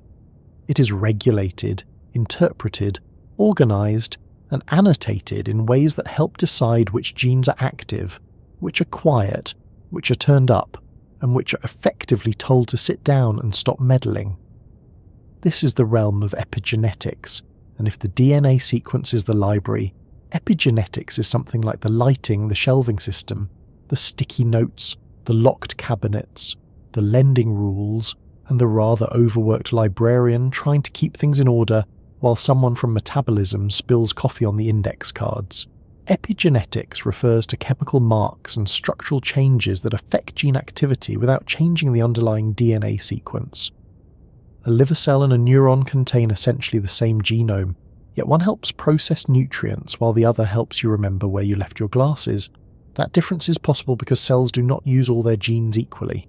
They activate some, silence others, and maintain stable patterns of gene expression that define what kind of cell they are and how they behave. This regulation is not random. It is guided by mechanisms such as DNA methylation, histone modification, chromatin structure, and a variety of molecular signals that shape access to genetic information. In youth, and especially during development, this system is remarkably precise. Cells know what they are what they are meant to do, they respond to signals with impressive discipline. Over time, however, that precision begins to fray. This fraying is one of the quiet masterpieces of aging research, because it reveals that growing older is not only about damage piling up, it is also about information becoming less orderly. A cell may still have the same genes, but if the regulation of those genes drifts, the cell's behaviour changes. Some genes that should remain quiet may become more active. Some that should respond briskly to stress may react sluggishly. Others may become noisy, inconsistent, or mistimed. The cell does not necessarily forget its identity all at once, but it may begin to express it with less confidence. It is a bit like a professional who still knows the job but has started misfiling papers, missing cues, and sending the occasional email to the wrong person. The system is not broken beyond recognition, it is just less exact. The most widely discussed epigenetic mark in aging is DNA methylation. This involves small chemical groups called methyl groups being added to certain parts of DNA, often at sites where a cytosine sits next to a guanine, known as CPG sites.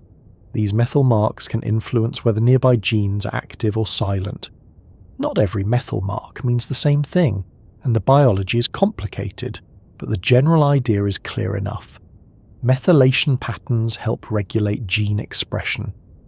During life, These patterns are shaped by development, cell type, environment, stress, disease, and age. And one of the most striking discoveries in recent decades is that particular patterns of DNA methylation change in a surprisingly regular way as people get older. That regularity is what led researchers to talk about epigenetic clocks. These are not clocks in the sense of a little molecular alarm sitting beside the nucleus waiting to ring at 53. They are mathematical models built from methylation patterns at specific sites across the genome. By examining those patterns, scientists can estimate a person's biological age, sometimes with remarkable accuracy. In other words, the body seems to carry a chemical signature of age written not in the sequence of DNA, but in how the genome has been marked and regulated over time. It is as though your cells are keeping two records of life at once: the inherited script you were born with, and the accumulated edits, annotations, and wear patterns that show how that script has been managed. What makes this fascinating is not merely that the clock exists, but that it often predicts more than the calendar does.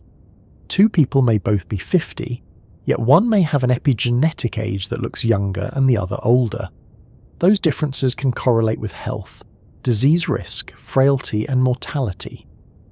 A person whose epigenetic patterns appear older than expected for their chronological age may be undergoing faster biological aging. Someone whose patterns appear younger may be aging more slowly. This is one reason the field generated so much excitement.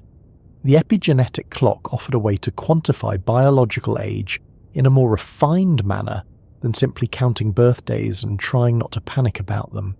Still, we must be careful here. The clock is not magic, and it is not fully understood in every detail. There are different clocks based on different sets of methylation sites, trained on different outcomes. Some are designed to predict chronological age as closely as possible. Others are designed to predict health span, mortality risk, or the burden of aging-related change. Scientists continue to debate exactly what these clocks are measuring. Are they passive records of accumulated damage and regulation changes like rings in a tree, or are they part of the mechanism driving aging itself, meaning the altered methylation patterns actively push cells toward dysfunction? The answer may be a bit of both. Biology rarely chooses between record and cause when it can arrange for each to worsen the other. What is not really in doubt is that epigenetic drift happens. As cells age, their patterns of gene regulation become less stable. Some regions of the genome lose methylation, others gain it in places they did not before. Chromatin, the packaged form of DNA and associated proteins, may become reorganized in ways that alter access to genes. Histone modifications shift. The boundaries between tightly controlled genomic neighborhoods become less crisp. In effect, the cell's regulatory map becomes harder to maintain. That matters because the cell's ability to function depends not just on having the right genes, but on expressing them at the right time, in the right amount, in response to the right signals. Think of an orchestra that still possesses all the correct instruments in the original score. If the conductor becomes inconsistent, if cues are missed, if some sections start too early and others too late, the result is not silence. It is performance with increasing disorder. The melody remains recognizable for a while, but the precision is gone. A young cell often behaves like a well-rehearsed orchestra. An older cell may sound more like an ensemble, in which several players are highly experienced, a few are slightly confused, the percussion section is improvising, and someone in the back is turning pages at the wrong moment. Life continues, but clean coordination becomes harder. There is a deep reason why this drift may be tied to aging rather than just accompanying it. Cellular identity and repair both depend on accurate gene regulation. If stress response genes are misregulated, cells handle damage less effectively. If inflammatory genes are too easily activated, tissues become noisier and more reactive. If genes involved in maintaining protein quality, mitochondrial function, or DNA repair are expressed less optimally, the cell's ability to preserve itself declines. In that sense, epigenetic aging may not merely reflect the passage of time. it may gradually alter how well the cell can meet the challenges time imposes. This is one reason scientists became interested in partial reprogramming and related techniques. If aging includes a loss of epigenetic information, perhaps restoring some youthful patterns might improve cellular function. Full cellular reprogramming, using factors that can return mature cells toward a stem cell-like state, clearly shows that old cells can be made to look biologically younger in some ways. Their epigenetic age can reset dramatically. The trouble is that a fully reprogrammed cell is no longer the specialized cell you wanted. It may forget that it was a skin cell or a muscle cell, and instead become more primitive and flexible, which is exciting in the laboratory and slightly alarming in a living adult who would generally prefer organs to remain recognizable. So researchers have been interested in whether it is possible to reverse some aspects of epigenetic aging without erasing cell identity entirely. That work is still developing, and while the possibilities are intriguing, the body remains extremely opposed to careless experimentation involving gene control, for reasons that become obvious the moment one remembers tumours exist. Even without such interventions, the epigenetic clock tells us something important about ordinary life. Aging is not just wear on parts, it is drift in instructions. A cell can be physically intact enough to keep going, yet function worse because its regulatory state has changed. In some cases, this drift appears tied to chronic stress, inflammation, metabolic dysfunction, toxin exposure, and other environmental pressures. That makes sense. Cells do not regulate genes in isolation from circumstances. They respond to nutrient availability, hormones, damage signals, immune activity, circadian rhythm, temperature, mechanical forces, and more. If those influences remain disturbed for long periods, the epigenetic state of cells may shift in lasting ways. A stressful life does not magically stamp aged across the body with a rubber seal, but chronic adversity appears capable of leaving measurable traces. This is part of what makes biological aging feel both personal and impersonal at once. Personal, because the epigenetic state of your cells reflects the life they have lived. The food available, the sleep you got, the illnesses you faced, the stress you carried, the toxins you encountered, the hormones circulating, the quality of repair, the background level of inflammation, the countless biological negotiations between you and your environment. Impersonal, because none of this is moral. The clock is not judging you, it is recording regulatory consequences. It does not care whether your stress came from parenting, poverty, caregiving, grief, ambition, shift work, or a decade spent in open-plan offices pretending not to mind fluorescent lighting. Biology translates experience into states. Some of those states age us faster than others. There is also something humbling in the fact that these marks are not completely fixed. Epigenetic patterns can change. That is their point. Development depends on that flexibility. Adaptation depends on it too. Yet flexibility comes with vulnerability. A system that can change can also drift. A genome that can be regulated exquisitely can also be misregulated gradually. The very capacity that allows life to specialize, respond, learn, and adapt may also help explain why long-term stability becomes difficult. Once again, aging appears not as the failure of a simple machine, but as the long-term consequence of having built something dynamic and responsive. One of the more intriguing aspects of epigenetic aging is how strongly it seems to integrate multiple hallmarks of aging at once. DNA damage can alter methylation patterns, inflammation can change gene regulation, mitochondrial dysfunction can send signals back to the nucleus, influencing epigenetic state. Replicative history affects chromatin organization.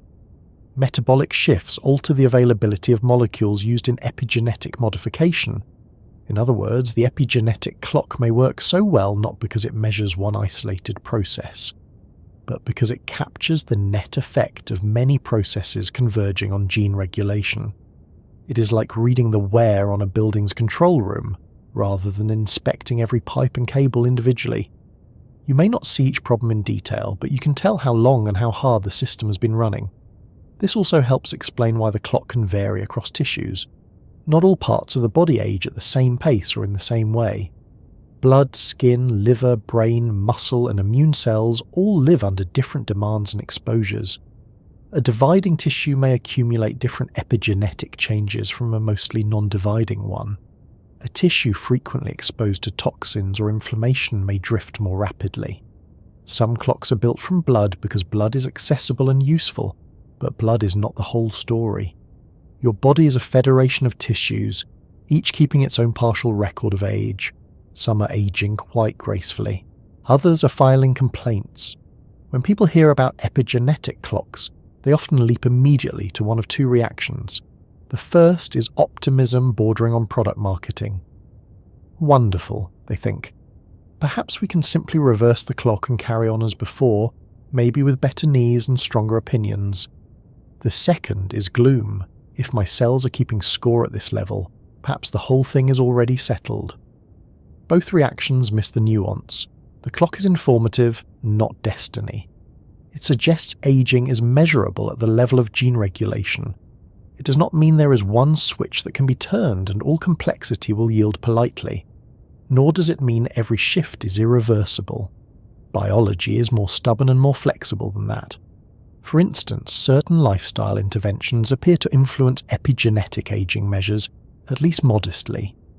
Improved metabolic health, physical activity, sleep, dietary patterns, and reduced inflammation may affect biological age over time. Serious illness, chronic stress, and disadvantage may accelerate it. That does not mean a weekend of kale and optimism rewrites the genome's annotations like a miraculous editor. The changes are subtler, slower, and far less cinematic. But the general principle fits what we would expect. If the epigenetic state reflects how cells are coping with life, then better conditions should help preserve a more youthful regulatory environment, while worse conditions should push the system toward older patterns. Yet there remains a deeper puzzle. Why should there be any consistent direction at all? Why does the epigenome drift in ways that correlate so strongly with age rather than merely wandering chaotically from person to person? One possibility is that aging includes partially programmed elements, not in the sense of an intentional self-destruct sequence, but in the sense that the processes of development, maturation, and maintenance are not perfectly separable. The same regulatory systems that guide growth early in life may continue changing later, in ways that are no longer fully beneficial. Another possibility is that the drift reflects the cumulative need to respond to damage and stress over time, leaving behind a layered record of adaptation. Most likely both are involved. Development writes the first chapters, life's exposures revise them, repair adds marginal notes, stress spills tea on several pages. Eventually the manuscript still reads, but not with its original clarity. There is also growing interest in the idea that aging may involve a loss of epigenetic information itself. In this view, cells are not merely collecting damage, they are losing some of the instructions needed to maintain youthful identity and function. DNA damage repair, particularly when repeated over years, may force chromatin and regulatory proteins to shift around, leaving the cell less able to restore the exact original arrangement. If true, this would make aging something like gradual informational blur. The cell still has the text, but not the same quality of indexing.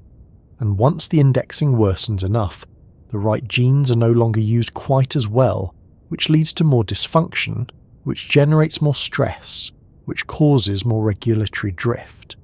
Aging once again finds a way to be a feedback loop. All of this makes the epigenetic clock one of the most persuasive pieces of evidence that aging is not only physical deterioration, but a change in how biological information is managed. Telomeres tell us renewal has limits. Copying errors tell us replication carries costs. The epigenome tells us that even cells that remain alive and present may perform differently because their instructions are being read differently. A young body is not simply made of fresh parts. It is a body whose regulatory systems still maintain clear identities, clean responses, and reliable priorities. An older body may still contain many capable cells, but the coherence of their behaviour becomes harder to preserve. And there is one more thing the epigenetic clock quietly implies. Time inside the body is not measured only by how often cells divide or how much damage they have suffered. It is also measured by energy use. Every act of regulation, repair, signalling, synthesis and cleanup depends on metabolism. Cells must generate ATP, maintain gradients, process nutrients, handle reactive byproducts, and keep their internal machinery supplied.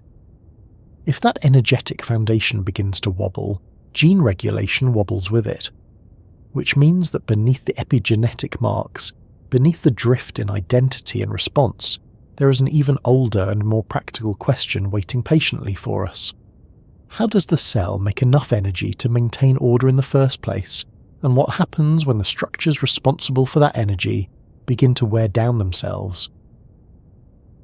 If cells are busy repair shops, then mitochondria are what keep the lights on. Nearly every process we have talked about so far, DNA repair, protein quality control, membrane maintenance, waste removal, signalling, cell division, tissue renewal, depends on energy. Not vague life energy, not the sort of thing one finds advertised on wellness packaging beside a lemon slice and a suspiciously calm person doing yoga on a cliff, but literal usable cellular energy. Cells need ATP, adenosine triphosphate, which is the small chemical currency that powers a great deal of what living systems do. And mitochondria are the structures most closely associated with producing it. This makes them central to aging in a way that is both obvious and easy to underestimate. People often hear the phrase, the powerhouse of the cell, usually from a school lesson remembered with the same mixture of gratitude and fatigue reserved for old classrooms and bad projectors, and assume that is the whole story. It is not. Mitochondria do far more than make ATP. They help regulate metabolism, calcium balance, stress signaling, cell death, heat production, and communication between the cell's various systems. They are not silent batteries. They are active, responsive, complicated organelles, and when they function well, the whole cell is better able to maintain itself. When they begin to function less well, the consequences spread everywhere. To understand why this matters so much, we need to remember what a cell is up against. Every moment it is maintaining gradients across membranes, folding proteins, transporting materials, copying information, repairing her DNA, monitoring damage, and responding to signals from neighbouring cells and the wider body. None of this happens for free. A cell that cannot generate enough ATP will struggle to keep order. It may prioritise only the most urgent tasks. It may fall behind on cleanup. It may fail to repair damage effectively. It may alter gene expression, stress responses, and immune signals simply because its energy budget is under strain. In other words, if aging is partly a story about maintenance becoming less perfect, then mitochondria matter because they help determine whether the maintenance department has the budget to keep operating. Mitochondria produce ATP mainly through a process called oxidative phosphorylation. Nutrients from food are broken down, their electrons pass through a series of protein complexes in the mitochondrial inner membrane, and that movement of electrons is used to pump protons and create a gradient.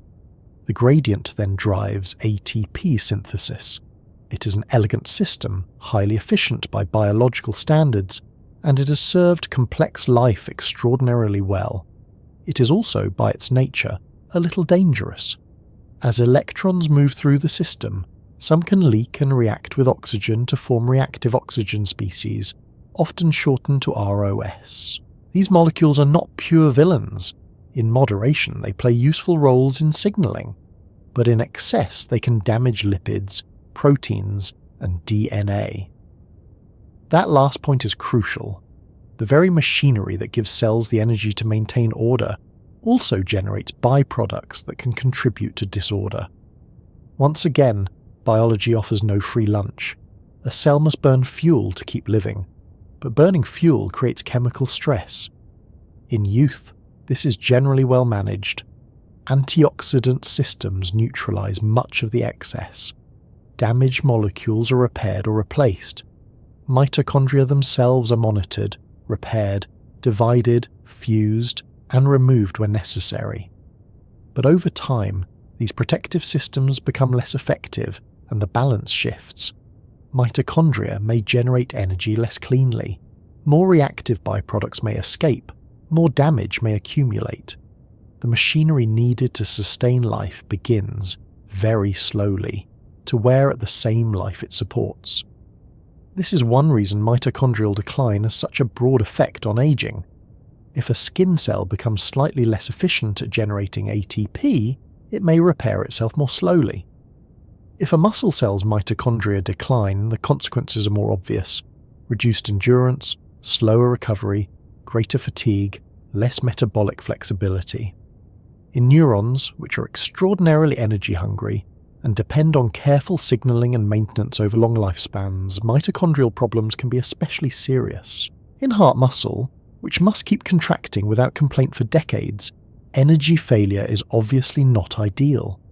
Different tissues experience mitochondrial decline in different ways, but all are vulnerable because all depend on energy. It is tempting to imagine this decline as simple exhaustion, as though mitochondria are tiny workers who just become tired and sit down. The reality is more structural. Mitochondria change with age in several overlapping ways.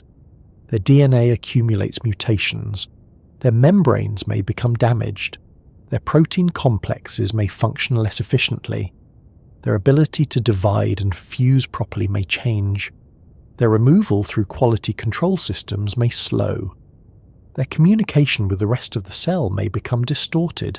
They may generate more ROS, less ATP, or both. The result is not one single failure but a gradual reduction in energetic elegance. Mitochondrial DNA deserves a closer look here because it is part of what makes these organelles unusual. Mitochondria contain their own small genome, separate from the DNA in the nucleus.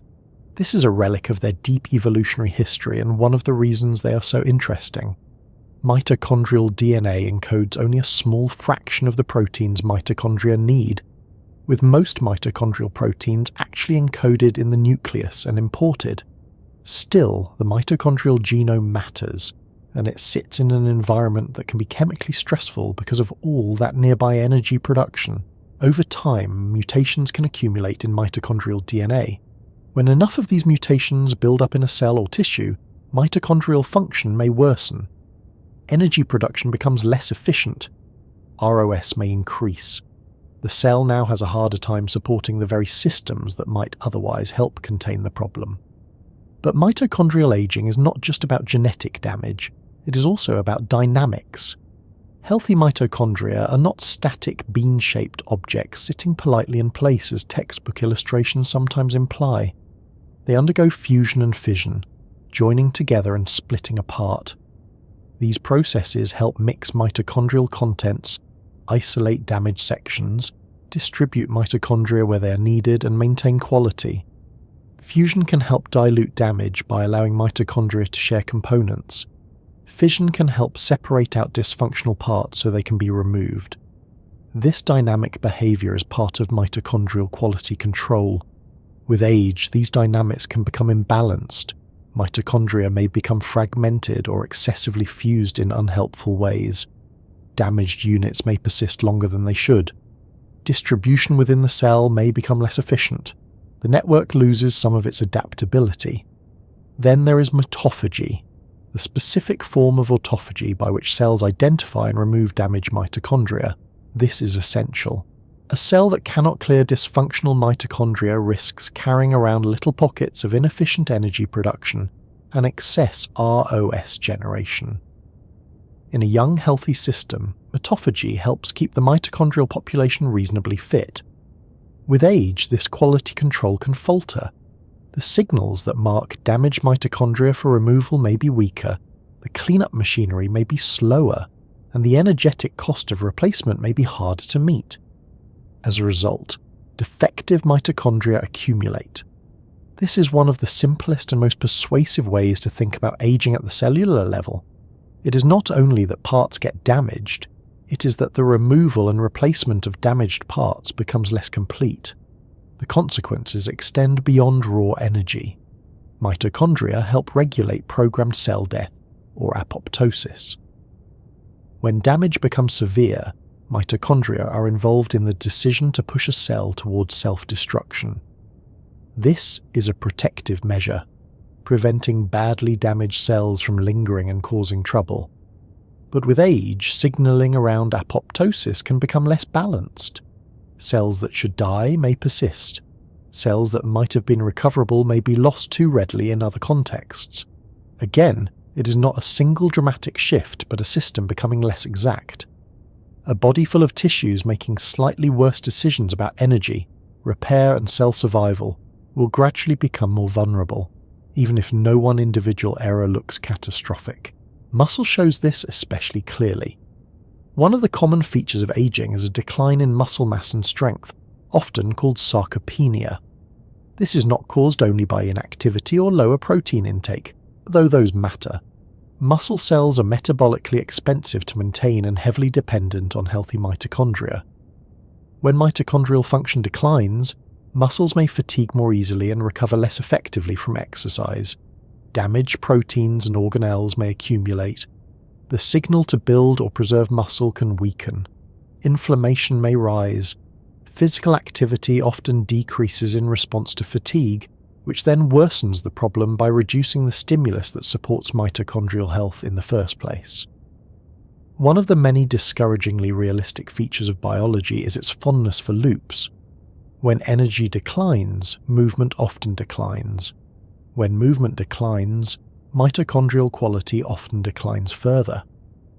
Exercise, incidentally, is one of the few interventions that consistently improves mitochondrial function across many contexts, not because it is a magical cure, but because muscles respond to demand. Regular physical activity stimulates mitochondrial biogenesis, meaning the creation of new mitochondria, and helps improve mitochondrial efficiency, turnover, and stress resilience. It enhances insulin sensitivity, supports vascular health, and improves the signaling environment that cells live in. This does not make exercise a fountain of youth, despite the heroic tone some fitness culture adopts after 17 minutes without carbohydrates. But it does reinforce a key principle. Mitochondria are dynamic structures that respond to use, and aging is shaped not only by what damage occurs, but by how tissues are challenged, maintained, and renewed. The brain has its own version of this story. Neurons are unusually dependent on stable energy production. They do not have much patience for interruption. They need ATP to maintain ion gradients, release neurotransmitters, recycle vesicles, transport materials along long extensions, and preserve structural integrity. They also tend to last a very long time, which means they must maintain themselves for decades rather than simply dividing and starting fresh. Mitochondrial dysfunction in neurons is therefore especially consequential. It can contribute to impaired signaling, increased oxidative stress, disrupted calcium handling, and reduced capacity to cope with other insults. This is one reason mitochondrial health is so closely discussed in relation to neurodegenerative diseases. The aging brain is not simply running out of ideas, it may be struggling with a deeper energetic problem. One of the more sobering aspects of mitochondrial aging is how it feeds into inflammation. Dysfunctional mitochondria can release signals that the cell interprets as distress or danger. Fragments of mitochondrial DNA, for example, can provoke immune responses because they resemble bacterial material in certain respects, which is not surprising given the evolutionary history of mitochondria. When damaged mitochondria are not cleared efficiently, they can help sustain low-grade inflammatory signaling. That inflammatory environment in turn can worsen mitochondrial function further. We have met this pattern before. Aging is full of systems that trouble one another in mutually unhelpful ways. Metabolism at the whole body level also shifts as mitochondrial function changes. Cells may become less flexible in switching between fuel sources. Insulin sensitivity may worsen. Fat storage patterns may change. tissues may handle glucose less cleanly. This is not because mitochondria are solely responsible for everything from waistlines to moods to the collapse of civilization, though they do seem to turn up in a remarkable number of biological conversations. It is because energy metabolism sits close to the center of how the body allocates resources. A body that produces energy less efficiently must compensate elsewhere. It may signal hunger differently, store nutrients differently, or struggle to meet demand during stress. Over years, these metabolic changes can contribute significantly to the visible and felt features of aging. There is also a more philosophical way to put this, though I will try not to get carried away with it. Living as an anti-entropic project, cells must constantly preserve structure against drift, concentration gradients against equilibrium, information against noise, and function against damage. Mitochondria make this possible by turning fuel into the kind of energy cells can spend on maintenance. But because their work involves controlled oxidation, they are also one of the places where order and damage meet most directly. They are essential to life precisely because life is expensive to maintain, and the longer maintenance continues, the harder it becomes to maintain the maintainers. This is why mitochondrial aging is not just another side issue. It may be one of the broadest underlying reasons that so many forms of decline appear together. Less efficient mitochondria mean less ATP, more stress, worse cleanup, weaker repair, altered signaling, and greater vulnerability under strain. A young cell with good mitochondrial function can absorb a fair amount of nonsense from the world and still keep itself tidy. An older cell may not. It is not merely damaged, it is underpowered. Some of the most interesting work in aging biology has tried to determine whether mitochondrial decline is a primary cause of aging, a downstream consequence of other damage, or both. The most honest answer is probably both. Mitochondria are damaged by the aging process, but once damaged, they also contribute actively to further aging. DNA damage can impair mitochondrial function. Epigenetic drift can alter mitochondrial maintenance genes. Telomere dysfunction can change metabolic signaling. Inflammation can damage mitochondria. Then mitochondrial dysfunction worsens inflammation, increases oxidative stress, impairs repair, and disrupts signaling. There is no neat hierarchy here, no single villain to be marched out of the cell while everyone else claps politely. Aging behaves more like a network of declining systems leaning on one another in the wrong direction. And yet, just as with other parts of this story, the remarkable fact is how long the system works before it begins to falter noticeably. Mitochondria can support high metabolic function for decades. They can adapt to training, caloric shifts, thermal stress, and disease pressures. They are not flimsy, they are resilient, responsive, and deeply integrated into the life of the cell. That is why their decline matters so much. When a central system weakens, the whole organism starts to feel less forgiving. The body still functions, but its reserve shrinks. The extra margin that once allowed quick recovery, effortless activity, or metabolic flexibility becomes harder to access. If you wanted a simple physical metaphor, though biology always resists being made too simple, you might say aging is partly what happens when the engine still runs, but no longer as cleanly, as efficiently, or as responsively as it once did. It uses more effort to produce the same result. It leaves more residue behind. It is harder to service because the tools have also become worn. That does not mean the machine is finished. It means the cost of normal operation has increased. Seen this way, fatigue and aging becomes more understandable. So does slower recovery. So does the increased impact of illness, poor sleep, inactivity, and chronic stress. When the body has less energetic reserve, every insult costs more. An infection takes more out of you. A bad week of sleep leaves a deeper mark. Inactivity leads to faster deconditioning. Recovery from surgery or injury becomes less straightforward. The system is still working, but it is doing more with less. Of course, mitochondria alone do not explain why a body ages, just as telomeres alone do not. and epigenetic changes alone do not. But they explain something fundamental about the slow wearing down of life. Living tissues do not merely need good parts, they need enough clean, reliable energy to preserve those parts, and as that energetic foundation becomes less stable, the balance between maintenance and damage shifts everywhere else.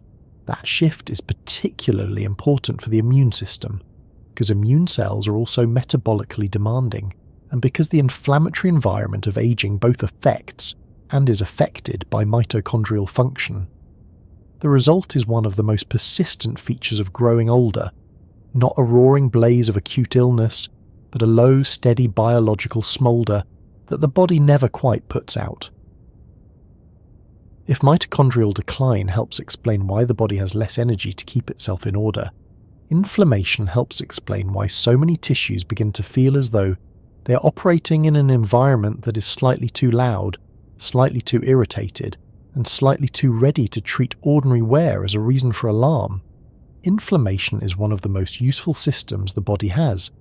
It is not a mistake. It is not the biological equivalent of a tantrum. It is a defense program, a repair signal, a call for reinforcements, and a way of reorganizing local conditions when something has gone wrong.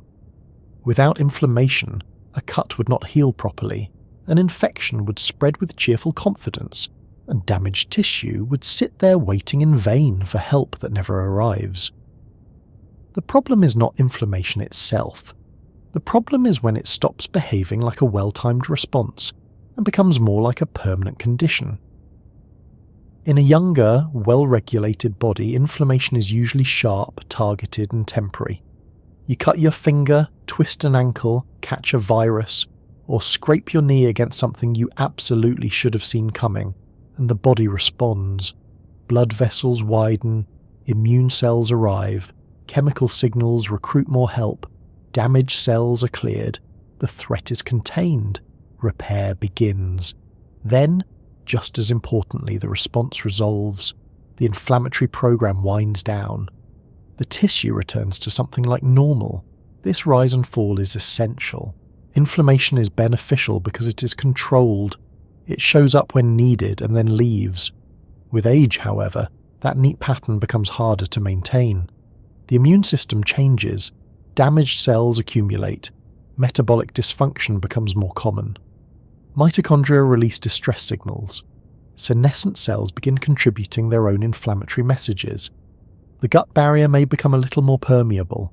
Fat tissue, especially when it is excessive or poorly regulated, starts acting less like passive storage and more like an endocrine and inflammatory organ. The result is not usually a dramatic fever or visible swelling.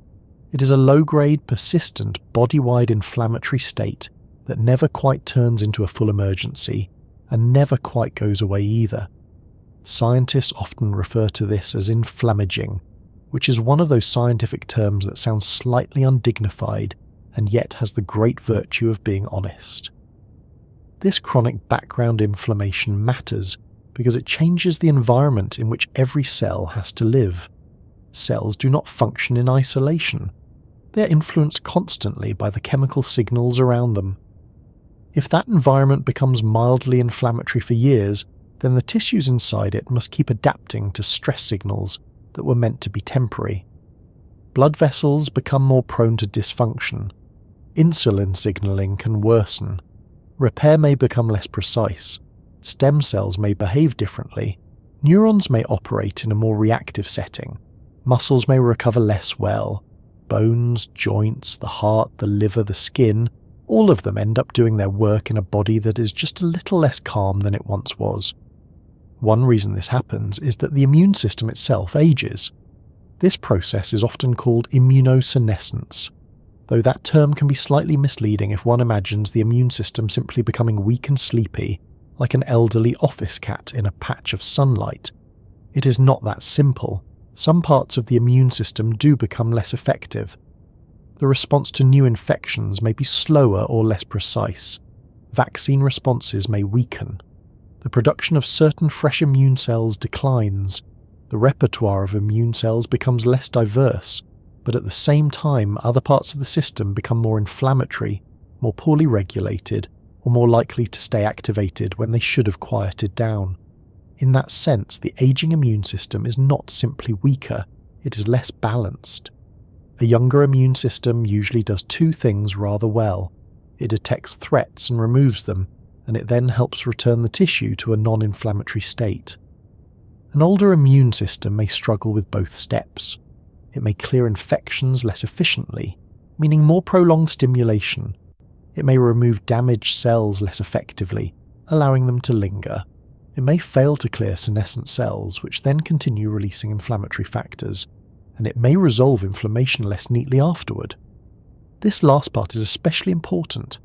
Aging is not only about generating more inflammatory triggers, it is also about being less good at ending the inflammatory response once it has started.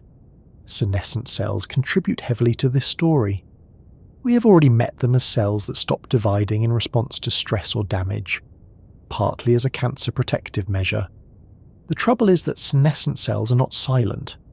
They often develop what is called a senescence-associated secretory phenotype, or SASP, which means they release a cocktail of inflammatory molecules, growth factors, enzymes, and other signals into their surroundings. In small amounts, this can have useful roles in wound healing and tissue remodeling. But when senescent cells accumulate with age, the effect becomes more corrosive. These cells begin to turn the local tissue environment into a place of chronic irritation. Nearby cells are influenced by those signals, immune cells are recruited, tissue structure may be altered, repair becomes more disorderly. It is rather like having a few damaged buildings in a neighbourhood that never get removed and keep leaking smoke into every street around them. Mitochondria too feed inflammation in several ways. Damaged mitochondria can release mitochondrial DNA and other molecules that the immune system interprets as danger signals. This makes a certain evolutionary sense. Mitochondria still carry traces of their ancient bacterial ancestry, and when pieces of them appear where they should not, the immune system becomes suspicious. If damaged mitochondria are not cleared effectively, they can continue provoking inflammatory responses. Now we have another loop. Mitochondrial dysfunction increases inflammatory signaling. Inflammation damages tissues and impairs mitochondrial function further. The fire sustains itself not because one system is solely responsible, but because several systems keep handing each other more fuel. Fat tissue also deserves a less dismissive reputation in this discussion. People often think of body fat as mere stored calories, passive and inconvenient. In reality, adipose tissue is biologically active. It releases hormones, cytokines, and signaling molecules that influence metabolism, appetite, reproduction, immunity, and inflammation. When adipose tissue expands excessively, especially in the abdominal region, it can become infiltrated by immune cells and begin producing more pro-inflammatory signals.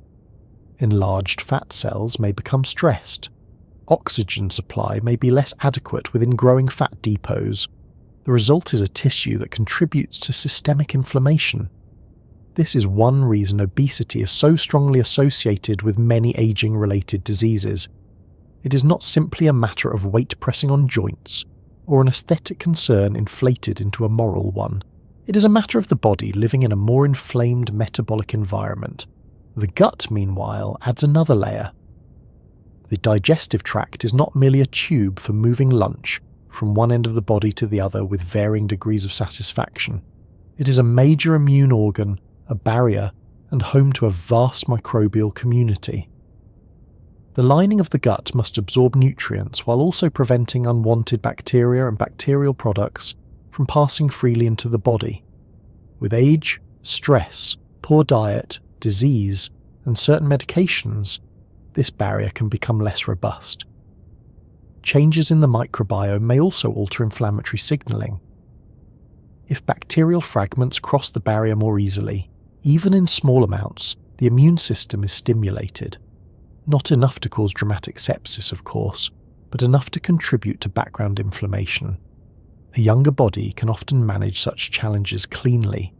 An older one may end up maintaining a constant low-level defensive posture. This low-grade inflammation does not feel like acute illness. That is one reason it is so easy to underestimate. A person may not feel inflamed in the way they feel feverish with influenza or red and swollen after an injury. Instead, they may feel more tired, more achy, less resilient, more metabolically fragile, more likely to get stuck in a poor recovery cycle after stress, travel, infection, or missed sleep. The effects are subtle until they are not. In blood tests, one may see markers of inflammation elevated only modestly, if at all, depending on what is measured and when. Yet over years, even small increases in inflammatory signaling can shape the risk of disease quite profoundly. Cardiovascular disease is one of the clearest examples. Atherosclerosis, the process by which plaques build up in arteries, is not just a plumbing problem caused by fat quietly sticking to the inside of a pipe. It is an inflammatory process. Damage to the vascular lining, altered lipid handling, immune cell infiltration, and ongoing inflammatory signaling all contribute. Plaques themselves are biologically active, not inert debris. Chronic inflammation makes them more likely to form and more dangerous if they become unstable. This is one reason aging and inflammation travel together so often in heart disease. The body's blood vessels age not merely because years pass, but because the environment inside them becomes more prone to irritation, dysfunction, and maladaptive repair. The brain is not exempt from this either, despite the old habit of thinking of it as a largely separate kingdom, protected by the blood-brain barrier and the dignity of academic language. The brain has its own immune cells called microglia, and they play crucial roles in surveillance, cleanup, and support. With age, microglia can become more reactive and less efficient, rather like caretakers who remain highly alert but no longer sort the paperwork properly. Chronic inflammatory signaling in the brain has been linked to cognitive decline and neurodegenerative disease. It may interfere with synaptic function, worsen damage responses, and alter the ability of neurons to cope with stress. The result is not that every older brain is inflamed in a catastrophic sense, but that the nervous system can become more vulnerable when the background state is no longer as quiet and well regulated as it once was. Joints reveal the same principle in a more felt way. Many people think of joint aging as purely mechanical wear, the simple consequence of years of movement, gravity, and having at some point believed they could carry something heavy in an awkward position without consequence. Mechanical wear does matter, but inflammation matters too. Cartilage damage can trigger inflammatory responses in joint tissues. The synovial lining can become more reactive. Immune cells and cytokines can contribute to pain, stiffness, and progressive degeneration. Osteoarthritis is not just old hinges becoming squeaky. It is also a biological process involving tissue stress and inflammatory signaling. The body responds to damage, but the response can itself contribute to ongoing deterioration. Now, one might reasonably ask why the body allows this to happen. Why would evolution produce an immune system that becomes less balanced with age? The answer, as so often, lies in trade-offs and timing. A strong, vigilant immune system is extremely useful in youth and early adulthood when infection, injury, reproduction, and survival pressures are high. Traits that promote robust early life immunity are favoured, even if they later contribute to chronic inflammation.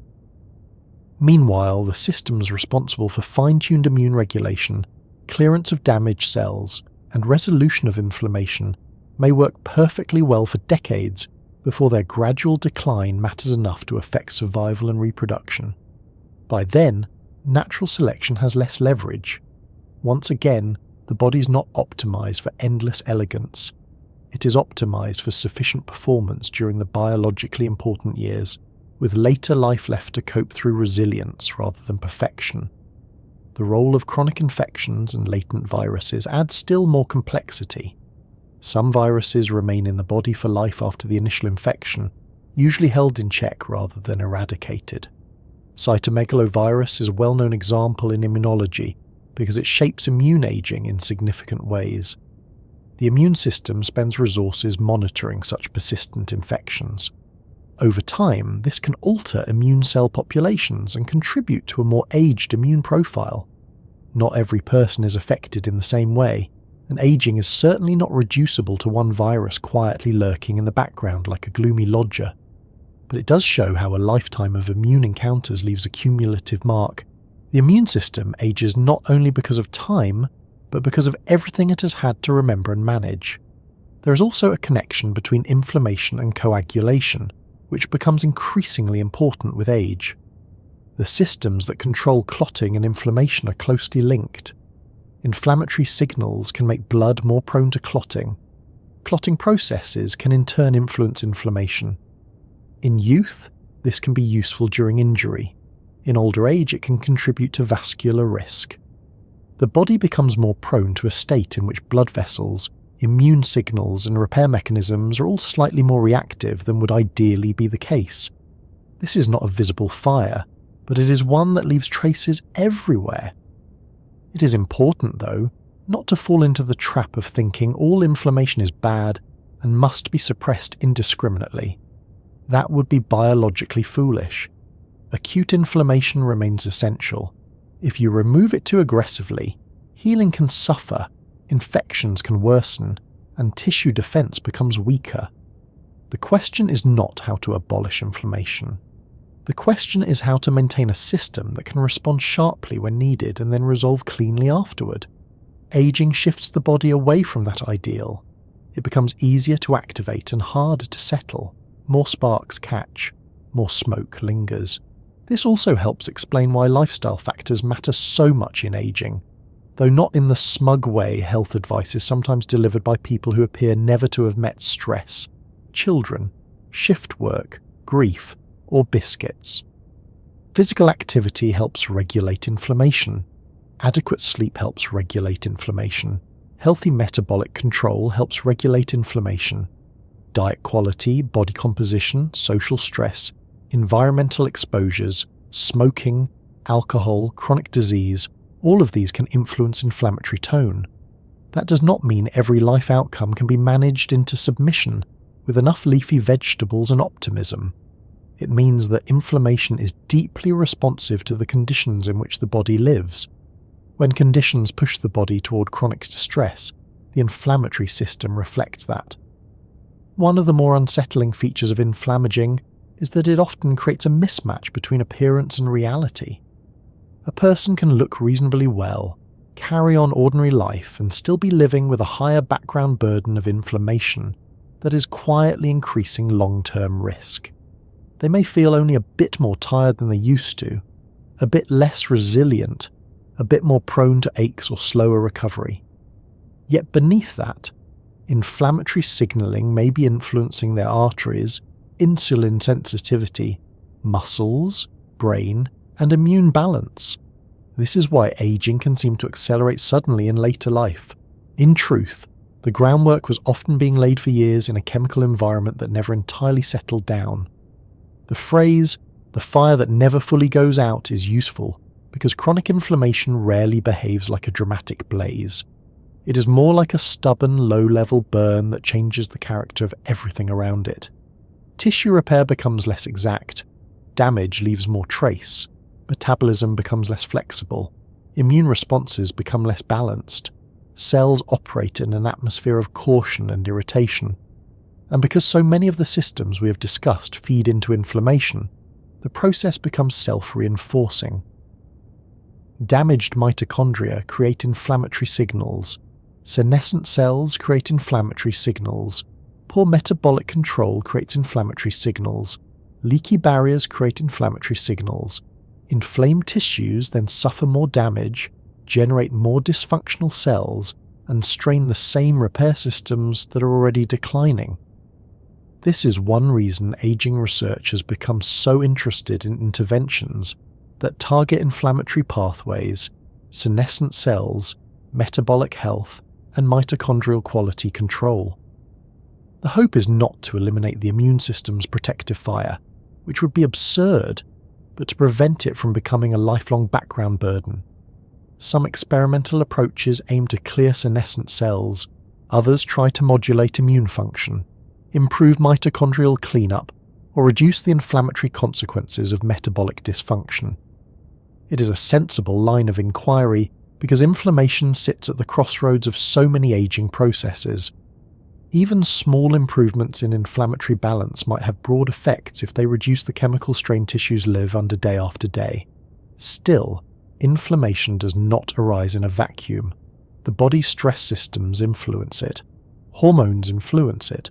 Cortisol, insulin, sex hormones, growth signals, the autonomic nervous system, all of these shape immune tone and tissue behavior.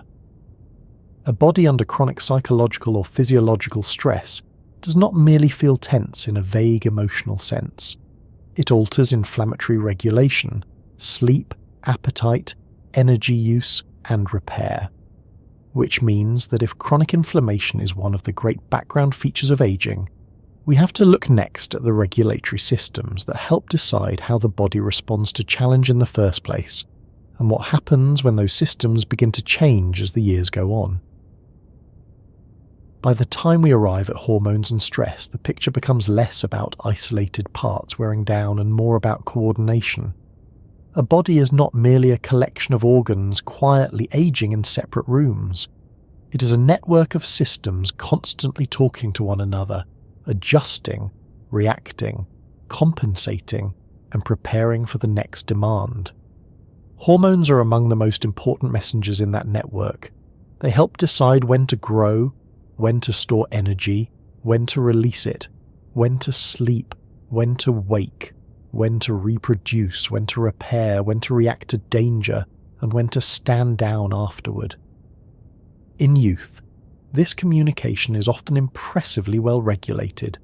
Signals rise and fall with something close to elegance. The right tissues respond at the right time. Stress comes, stress passes, and the body returns to baseline.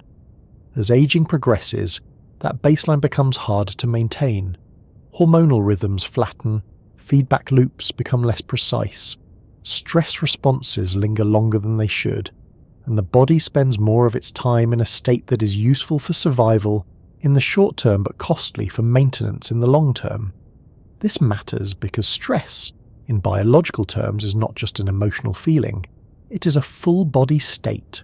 The moment the body detects a threat, whether that threat is infection, injury, hunger, sleep loss, heat, cold, emotional strain, financial insecurity, social conflict, or the deeply modern horror of hearing a notification sound and immediately wondering what fresh administrative nonsense has occurred, it begins adjusting. Hormones and nervous system signals change the availability of fuel, the tone of the immune system, the activity of the heart, the state of blood vessels, the readiness of muscles, the depth of sleep, the focus of attention, and the amount of energy that can be spent on repair. These changes are useful when they are temporary. They become a burden when they are frequent, prolonged, or poorly resolved. A good place to begin is with cortisol, because cortisol has acquired a sort of cultural reputation that ranges from mild suspicion to outright slander. In popular discussion, it is often treated as though it were a villainous substance skulking through the bloodstream, ruining waistlines and tempers for sport. The truth is more interesting. Cortisol is essential. It helps maintain blood pressure, regulates metabolism, supports the stress response, modulates immune activity, and follows a daily rhythm that's part of normal waking and sleeping. In a healthy system, cortisol rises in the early morning to help bring the body into readiness, then gradually falls across the day. It also rises in response to acute stress and then should settle once the challenge has passed. The problem is not cortisol itself. The problem is what happens when the stress systems that control it are activated too often or too erratically over the course of years. The main hormonal stress pathway is the hypothalamic pituitary adrenal axis, often called the HPA axis. The hypothalamus signals the pituitary signals the adrenal glands, and the adrenal glands release cortisol. It is a beautifully practical system. Face a challenge and the body mobilizes energy, sharpens alertness, shifts immune priorities, and diverts resources away from processes that are less urgent in that moment, like digestion, long-term repair, and reproduction. This is entirely sensible if you are escaping danger, fighting infection, or dealing with an immediate crisis. It is much less sensible if the body keeps receiving signals that life is an emergency because your sleep is poor, your schedule is relentless, your blood sugar is swinging wildly, your social world is unstable, and your mind has become fond of rehearsing worst-case scenarios at 2 a.m. When this happens, the body begins paying for survival mode with maintenance. Cortisol helps make fuel available by increasing glucose production and altering how tissues use energy. It can suppress certain immune functions in the short term, which is useful for not overreacting during acute stress. It changes appetite, often in ways that are not particularly noble. It influences memory, mood, and attention. But when cortisol rhythms become chronically elevated, blunted, mistimed, or just generally less healthy in their pattern, the effects spread through nearly every system involved in aging. Sleep becomes less restorative. Insulin signaling worsens. Fat tends to accumulate more readily around the abdomen. Muscle breakdown may increase. Bone maintenance can suffer. Inflammatory control becomes less tidy. The brain may become more prone to anxiety and less efficient at switching off vigilance. None of this makes cortisol evil. It makes chronic stress expensive. This is one of the central points in the biology of decline. The body's stress responses evolved to protect a living organism under conditions of challenge, but they were not designed to be held half on indefinitely. Acute stress can be adaptive. Chronic stress often creates allostatic load, which is the accumulated wear and tear of repeatedly adjusting to demand. Allostasis means achieving stability through change, and it is one of the body's great strengths. Heart rate rises when needed. Glucose is released when needed. Immune functions shift when needed. Blood pressure changes when needed. The trouble begins when the cost of all that adjustment accumulates faster than recovery can clear it. A system that is frequently being asked to adapt begins to show the marks of adaptation itself. This is why stress and aging are so closely linked even when no single crisis seems large enough to count as a dramatic event. The body does not always distinguish very elegantly between physical and psychological strain. Poor sleep, chronic caregiving burden, loneliness, financial insecurity, persistent pain, overtraining, undernourishment, shift work, repeated infection, trauma, and inflammatory disease all feed into overlapping regulatory systems. The result may be a body that feels permanently just a little bit braced, not collapsed, not acutely ill, but not fully at ease either. And a braced body is not spending its resources optimally on long-term repair. Insulin belongs in this conversation as well because it is one of the body's key hormones for managing energy, and metabolic health is one of the strongest influences on how gracefully a body ages. Insulin helps cells take up glucose, regulates fuel storage, and communicates nutritional abundance.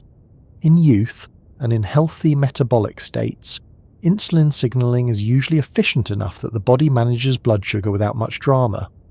Over time, especially with inactivity, poor sleep, chronic stress, excess visceral fat, and certain genetic tendencies, tissues may become less responsive to insulin. The pancreas compensates by producing more. Blood sugar control becomes less stable. This state, often called insulin resistance, is not just a metabolic inconvenience. It is a driver of aging-related damage.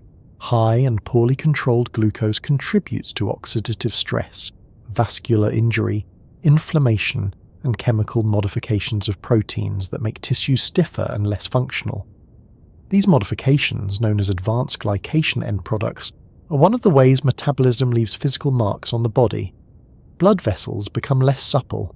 Skin loses resilience. Connective tissues stiffen. Organs exposed to years of metabolic strain become more vulnerable. Insulin resistance is also deeply entangled with mitochondrial function and inflammation. Again, the network appears. Hormonal decline is not separate from energy decline or inflammatory burden. The same body is experiencing all of it at once. Stress makes insulin resistance more likely in part because cortisol keeps pushing fuel into circulation. From the body's point of view, this is logical. If you are under threat, you may need immediate access to energy. But if the threat is chronic rather than acute, that repeated mobilization contributes to high glucose and altered fat storage.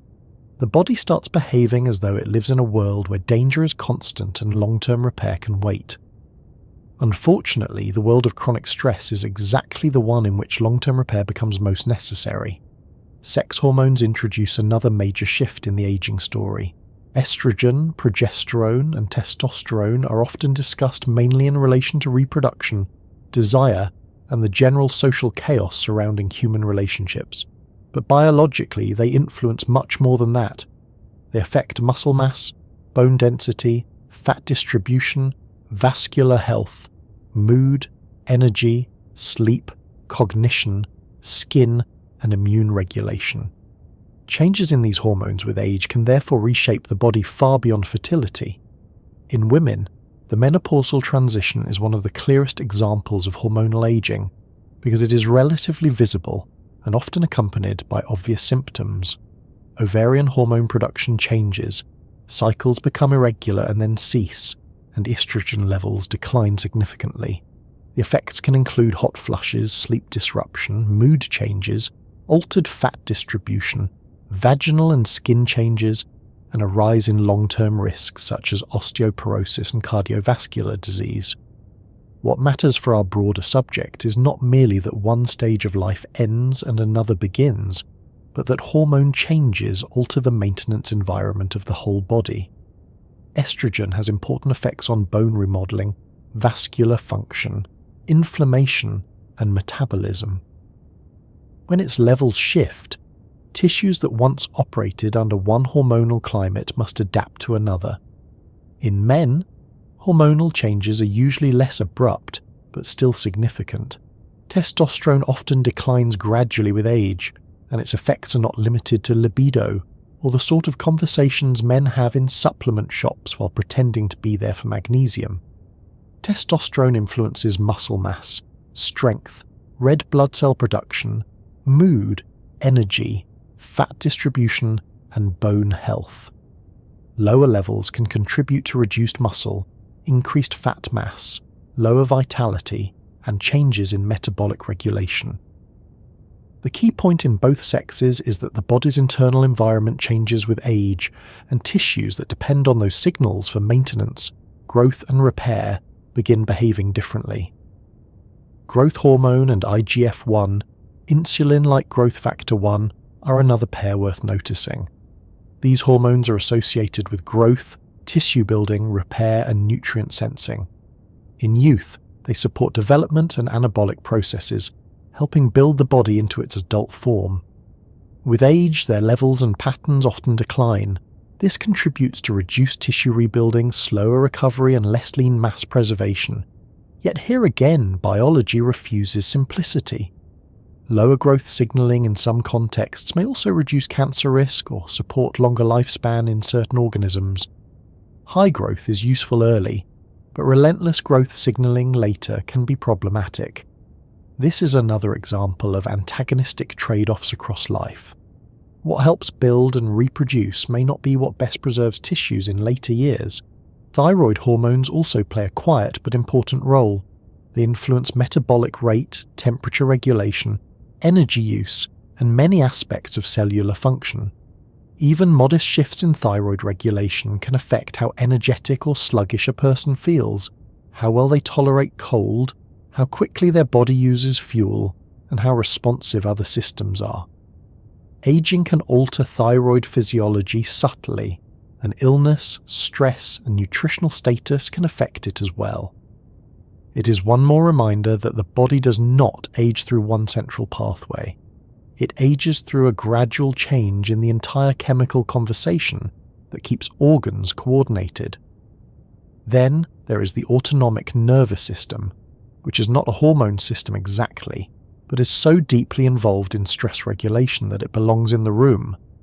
The balance between sympathetic activation, the fight or flight mode, and parasympathetic recovery the rest and digest side of things, shapes how well the body moves between effort and restoration.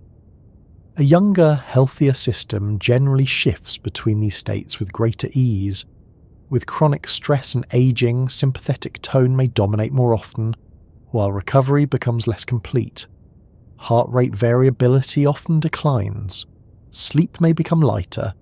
Digestion may worsen. Blood pressure may remain more elevated. The body becomes more practiced at activation than at return. That is rarely good news for long-term maintenance. This helps explain why older bodies often seem less tolerant of disruption. A young person may recover from travel, poor sleep, a heavy meal, emotional upheaval, and an ill-advised workout with little more than mild complaint. Later on, the same combination may take several days to untangle.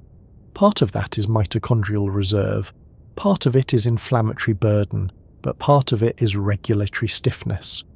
Hormones and stress systems no longer swing back into place as quickly.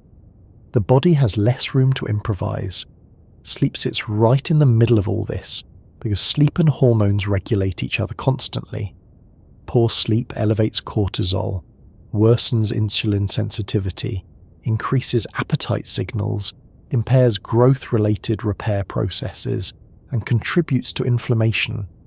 Hormonal shifts in turn make good sleep harder. Menopause is a classic example, but not the only one. Stress itself fragments sleep. Sleep loss then amplifies stress responses the next day. Yet another loop, because apparently biology saw one loop and thought the design needed more. Over time, repeated nights of poor sleep mean the body loses one of its most important opportunities for endocrine recalibration and tissue recovery. The consequences show up everywhere: mood, metabolism, immunity, cardiovascular health, cognition, and pain sensitivity. The brain is especially vulnerable to long-term dysregulation of stress hormones. Acute stress can sharpen focus and memory for immediate threats. Chronic stress, however, is associated with changes in brain regions such as the hippocampus, which is important for memory, and the prefrontal cortex, which helps with planning, attention, and emotional regulation. High or dysregulated cortisol over long periods can impair synaptic plasticity, alter mood, worsen sleep, and contribute to the sense that mental energy is no longer as steady as it once was. Again, this does not mean ordinary stress causes dramatic brain damage in the simplistic way magazines sometimes imply. It means that chronic physiological stress changes the environment in which neurons must function and maintain themselves. Bone is another tissue that reveals hormonal aging very clearly. Bone is not inert scaffolding. It is living tissue constantly remodeled by cells that build it and cells that break it down. Hormones influence this balance strongly. Estrogen helps restrain bone resorption, so when estrogen falls, bone loss often accelerates. Testosterone also supports bone indirectly and directly. Cortisol in excess can impair bone formation and contribute to bone weakness. Vitamin D, parathyroid hormone, mechanical loading from exercise, and nutritional status all interact with these signals. As hormonal balance shifts, bone becomes one more tissue that quietly loses reserve. A person may feel perfectly ordinary until one day a scan or a fracture reveals that the skeleton has been living through a long negotiation without announcing the terms. Muscle and fat distribution tell a similar story. With age and with changing sex hormones, chronic stress, less activity, and poorer insulin sensitivity, fat tends to accumulate more centrally, while muscle becomes harder to maintain. Central adiposity is not merely cosmetic. It is metabolically active and inflammatory, which in turn worsens insulin resistance and stress biology. Muscle loss reduces glucose disposal and lowers physical resilience.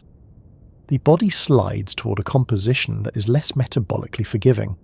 Hormones are not solely to blame, but they help explain why this shift feels so stubborn. The internal signals no longer favour the same pattern of building and maintaining tissue that they once did. One of the more revealing ideas in this whole field is that decline is often not about one hormone being too low or too high in isolation. It is about rhythm, responsiveness, and coordination. Cortisol may still be present, but released in a less healthy pattern. Insulin may still be produced, but tissues respond badly. Sex hormones may decline, but the effects depend on sleep, stress, nutrition, physical activity, genetics, and inflammation. Hormones work in systems, and aging is often the story of those systems becoming less well-tuned. Piano can have all its strings and still sound wrong if enough of them have drifted. The body can have all its major hormones and still struggle if the timing, feedback, and tissue responses are no longer aligned. This is where the concept of resilience becomes more useful than the concept of youth. A younger body is often resilient because its signaling systems can absorb strain, respond and return. An older body may remain strong and highly functional, but its resilience is more conditional. It depends more on sleep, movement, recovery, nutrition, social stability, and the absence of chronic strain. Hormonal aging narrows the margin. Things that were once optional become increasingly important. You can ignore stress for a while when young and still seem fine. Later, the bill begins to arrive in smaller print and more envelopes. There's also something slightly cruel in the fact that many features of modern life push directly against hormonal regulation. Irregular light exposure disrupts circadian rhythms. Shift work confuses cortisol and melatonin cycles. Ultra-processed diets encourage unstable glucose control. Constant stimulation keeps the nervous system alert. Social stress becomes chronic rather than intermittent. Physical activity is reduced just when it is needed to stabilize many of these pathways. The body's regulatory systems evolved for a world of alternating challenge and recovery, movement and rest, light and dark, feast and fasting, threat and safety. Modernity often offers chronic low-level stimulation, poor sleep, easy calories, and sedentary habits instead. It is perhaps not surprising that decline under those conditions begins to look less like noble aging, and more like chronic physiological overextension. None of this means decline is purely optional, or that enough self-discipline can freeze the body in permanent middle age. That sort of thinking tends to come from people selling either programs or guilt. Hormonal aging is real. Stress systems change with time even under excellent conditions, but the way those changes are experienced depends enormously on context. A body with good sleep, regular activity, social support, adequate nutrition, and manageable stress will often age differently from one living under chronic strain. The hormones themselves are part of the story, but so is the world they are responding to. By now, a larger pattern should be emerging. Aging is not just accumulated damage. It is also a gradual loss of regulatory grace. The body still receives signals, but they are noisier. It still mounts responses, but they cost more. It still adapts, but with less room to spare. Hormones and stress do not create decline all by themselves, but they shape the conditions in which decline either accelerates or slows. They help explain why some people seem biologically older or younger than their years, why recovery can feel like a luxury rather than a default, and why chronic stress leaves marks far below the level of mood. And once we see that clearly, another question becomes unavoidable. If all these costly patterns of aging are so common, why did evolution leave us with bodies that decline this way at all? Why were we built with such impressive powers of growth, repair, defense, and adaptation, only for those same systems to become sources of wear later on? The answer, as is often the case when biology becomes slightly rude, has a great deal to do with what evolution was actually trying to optimize, and it was never endless youth. It is a surprisingly common human instinct to treat aging as though nature has somehow broken a promise. We take quite a reasonable pride in the body when it is fast, responsive, smooth-skinned, energetic, and capable of recovering from small disasters with almost rude efficiency. Then, when it begins to change, we speak as though some contract has been violated. Why should the joints complain, the skin thin, the muscles soften, the memory hesitate, the sleep grow lighter, the metabolism more suspicious, the mirror less diplomatic? Surely If evolution could build a creature as complicated as a human being, it could have made one that stayed 28 forever, or at the very least 52 with excellent posture. But that idea rests on a misunderstanding of what evolution does. Evolution never promised you endless youth, because evolution does not promise anything at all. It does not design for comfort, fairness, or elegance across the whole human lifespan. It selects for reproductive success under specific conditions, and that is a much narrower, harsher brief. This is one of the most important shifts in understanding aging. We are often tempted to think of the body as though it were engineered for us personally, with our long hopes, our emotional attachment to continuity, our plans for old age, our reading lists, our garden projects, our desire to remain vigorous enough to walk upstairs without negotiating first. Evolution is not interested in those things in the way we are. Natural selection favours traits that help organisms survive long enough to reproduce, and, in many species, help their offspring survive as well. If a trait is useful in youth and early adulthood, it can be strongly favoured even if it becomes harmful later. If a harmful effect appears only after reproduction has mostly occurred, natural selection is much weaker against it. This is the basic reason aging exists in the forms it does. Not because the body was designed badly in some simple sense, but because evolution's priorities are front-loaded. A good way to put it is that selection fades with age. A gene or trait that affects you at age 10 or 20 has a much bigger impact on reproductive success than one that affects you at 75. In ancestral environments, many individuals did not survive to very old age. Infection, injury, childbirth, famine, violence, predation, exposure, and plain bad luck kept mortality high. That means evolution had a powerful reason to shape early life, and comparatively weaker reason to refine what happens late in life. This does not mean nobody lived to old age in the past. Some certainly did, and older humans have likely played important roles in knowledge, childcare, social stability, and group survival for a very long time. But the statistical force of natural selection was still concentrated earlier. If a mechanism got you through growth, maturity, reproduction, and child-rearing well enough, it could remain in the population even if it later contributed to gradual decline. That sounds cold because it is cold. Evolution is not a benevolent planner, it is a filter. Traits that leave more descendants tend to persist. Traits that do not tend not to. There is no committee asking whether the result will produce an enjoyable late middle age. There is no line item for keeping your neck from doing something regrettable when you sleep slightly wrong at 63. There is only differential reproductive success. Once you accept that, a great many strange features of aging start to look less like accidents and more like tolerated trade-offs. One of the earliest and most influential ideas in this area is the mutation accumulation theory, associated with Peter Medawar. The logic is straightforward and rather sobering. Harmful mutations that act early in life are strongly selected against because they reduce the chance of surviving to reproduce.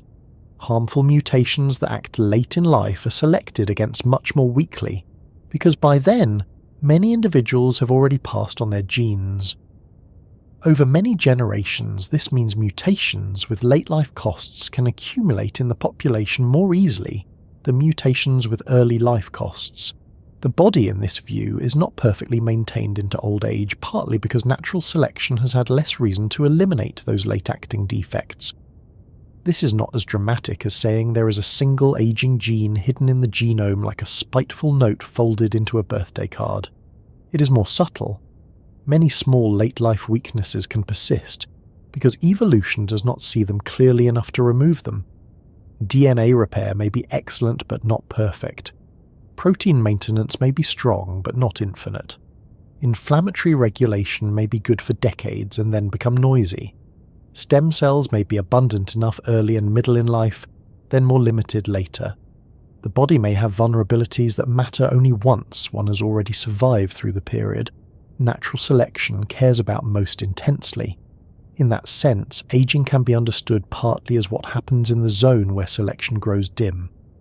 A second major idea, and perhaps an even more revealing one, is antagonistic pleiotropy, developed by George C. Williams. The phrase sounds as though it ought to come with a warning label and a glass of water, but the concept is wonderfully clear. A single gene or biological trait may have multiple effects at different ages. If it provides a significant benefit early in life but causes harm later, natural selection may still favour it. Early gain outweighs late cost. This is one of the most important principles in aging biology, because it explains why systems that are excellent in youth can become troublesome in old age without evolution ever fixing them. Take growth, for example. Strong growth signalling, robust fertility, powerful immune responses, and efficient nutrient use are often highly valuable early in life. They help build a large, capable, reproductively successful organism. But high growth signalling can also increase the risk of cancer later on. Strong inflammatory responses may help defeat infections in youth, but contribute to chronic tissue damage with age. Hormones that support fertility and tissue building early may have downstream costs later. In other words, the very features that help the young body thrive may carry seeds of later decline. Evolution tolerates that because the young body is where the reproductive payoff lies. This helps explain why aging is so often entangled with the same systems that make life vigorous in the first place. It is not that the body has one set of good youth mechanisms and another unrelated set of bad aging mechanisms. More often, the same pathways are involved in both. The systems that promote growth, repair, reproduction, metabolism, and immune defense early on are precisely the systems whose long-term operation can generate wear, trade-offs, and dysregulation later. Biology is not changing plans halfway through. It is continuing to use the same machinery under conditions where the balance of benefit and cost has shifted. Then there is the disposable soma theory, most closely associated with Thomas Kirkwood, which gives the whole matter an almost domestic practicality. The theory argues that organisms have limited resources, and those resources must be allocated between reproduction and maintenance of the body, the soma. Perfect repair would be extremely costly. So evolution favours enough maintenance to keep the organism functional for survival and reproduction, but not so much that resources are wasted preserving the body indefinitely when they could be spent producing and supporting offspring. The body, in this view, is maintained well, but economically, not lavishly, not forever, just well enough to serve its evolutionary purpose. This idea has tremendous explanatory power because it fits the biological reality we've been tracing all along. Repair is expensive, DNA maintenance is expensive, protein quality control is expensive, antioxidant defense is expensive, tissue renewal is expensive, immune vigilance is expensive. All of it consumes energy and materials. An organism cannot maximize everything at once. If it invests heavily in early growth and reproduction, something has to give. That something is often long-term maintenance. Not because evolution is lazy, but because overinvestment in preservation beyond the likely span of reproductive relevance may not improve evolutionary fitness. There are good examples of this across the animal kingdom. Species that reproduce once in a great burst and then die, such as Pacific salmon, reveal the logic in almost cartoonishly dramatic fashion. They grow, migrate, invest immensely in reproduction, and then their bodies collapse with astonishing speed. Humans are not salmon, fortunately for us and for riverbanks everywhere, but the principle still applies in a less theatrical form. The body is not indifferent to maintenance. It is simply balancing maintenance against other demands. Evolution did not settle on immortality because immortality is biologically expensive and, under many conditions, unnecessary for gene propagation. This is also why different species age so differently. If aging was simply the unavoidable result of matter wearing out, one might expect broadly similar patterns everywhere, adjusted only for size or temperature. Instead, lifespans vary enormously across species. Mice age quickly. Whales age slowly. Some bats live astonishingly long relative to their size. Naked mole rats seem to have spent an unreasonable amount of time making gerontologists reconsider their assumptions. Certain turtles show very slow senescence. These differences suggest that aging is not a single unavoidable program running identically in all living things. It is shaped by ecological pressures, reproductive strategies, predation risk, body size, metabolism, and the particular ways each species allocates resources between survival, maintenance, and reproduction.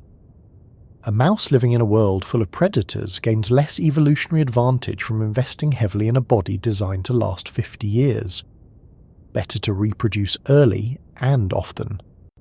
A large, well-protected animal with lower external mortality may benefit more from long-term maintenance because surviving longer increases reproductive success. This is why life history matters so much. Evolution tunes organisms not for philosophical satisfaction, but for the kind of world they inhabit. If death from external causes is common, there is less payoff in building a body that remains pristine indefinitely. If survival is more likely, the calculus shifts. Endless youth is not absent because evolution failed to think of it. It is absent because, under most real conditions, it was not the winning investment. Humans occupy an interesting place in this discussion, because we are social, long-lived, and unusual among primates in several ways. We live far beyond the age of peak reproduction, especially now that medicine, sanitation, and nutrition have reduced many early causes of death. We also benefit from older individuals in ways that may have mattered evolutionarily. Grandparents can help care for offspring. Older adults can preserve knowledge, social memory, and practical skill. The so-called grandmother hypothesis is one attempt to explain why long post-reproductive lifespan might still be favoured in humans. Even so, the body does not appear to have been optimised for endless youthful performance during that extended lifespan. It appears to have been optimised for enough durability to support a long social life, but not enough to avoid the gradual trade-offs we call aging. That is why modern humans often feel peculiarly betrayed by their own biology. We have lengthened life more successfully than we have redesigned the body for that longer life. Medicine keeps more of us alive into old age, which is an extraordinary achievement, but it also reveals the limits of a body shaped in ancestral conditions.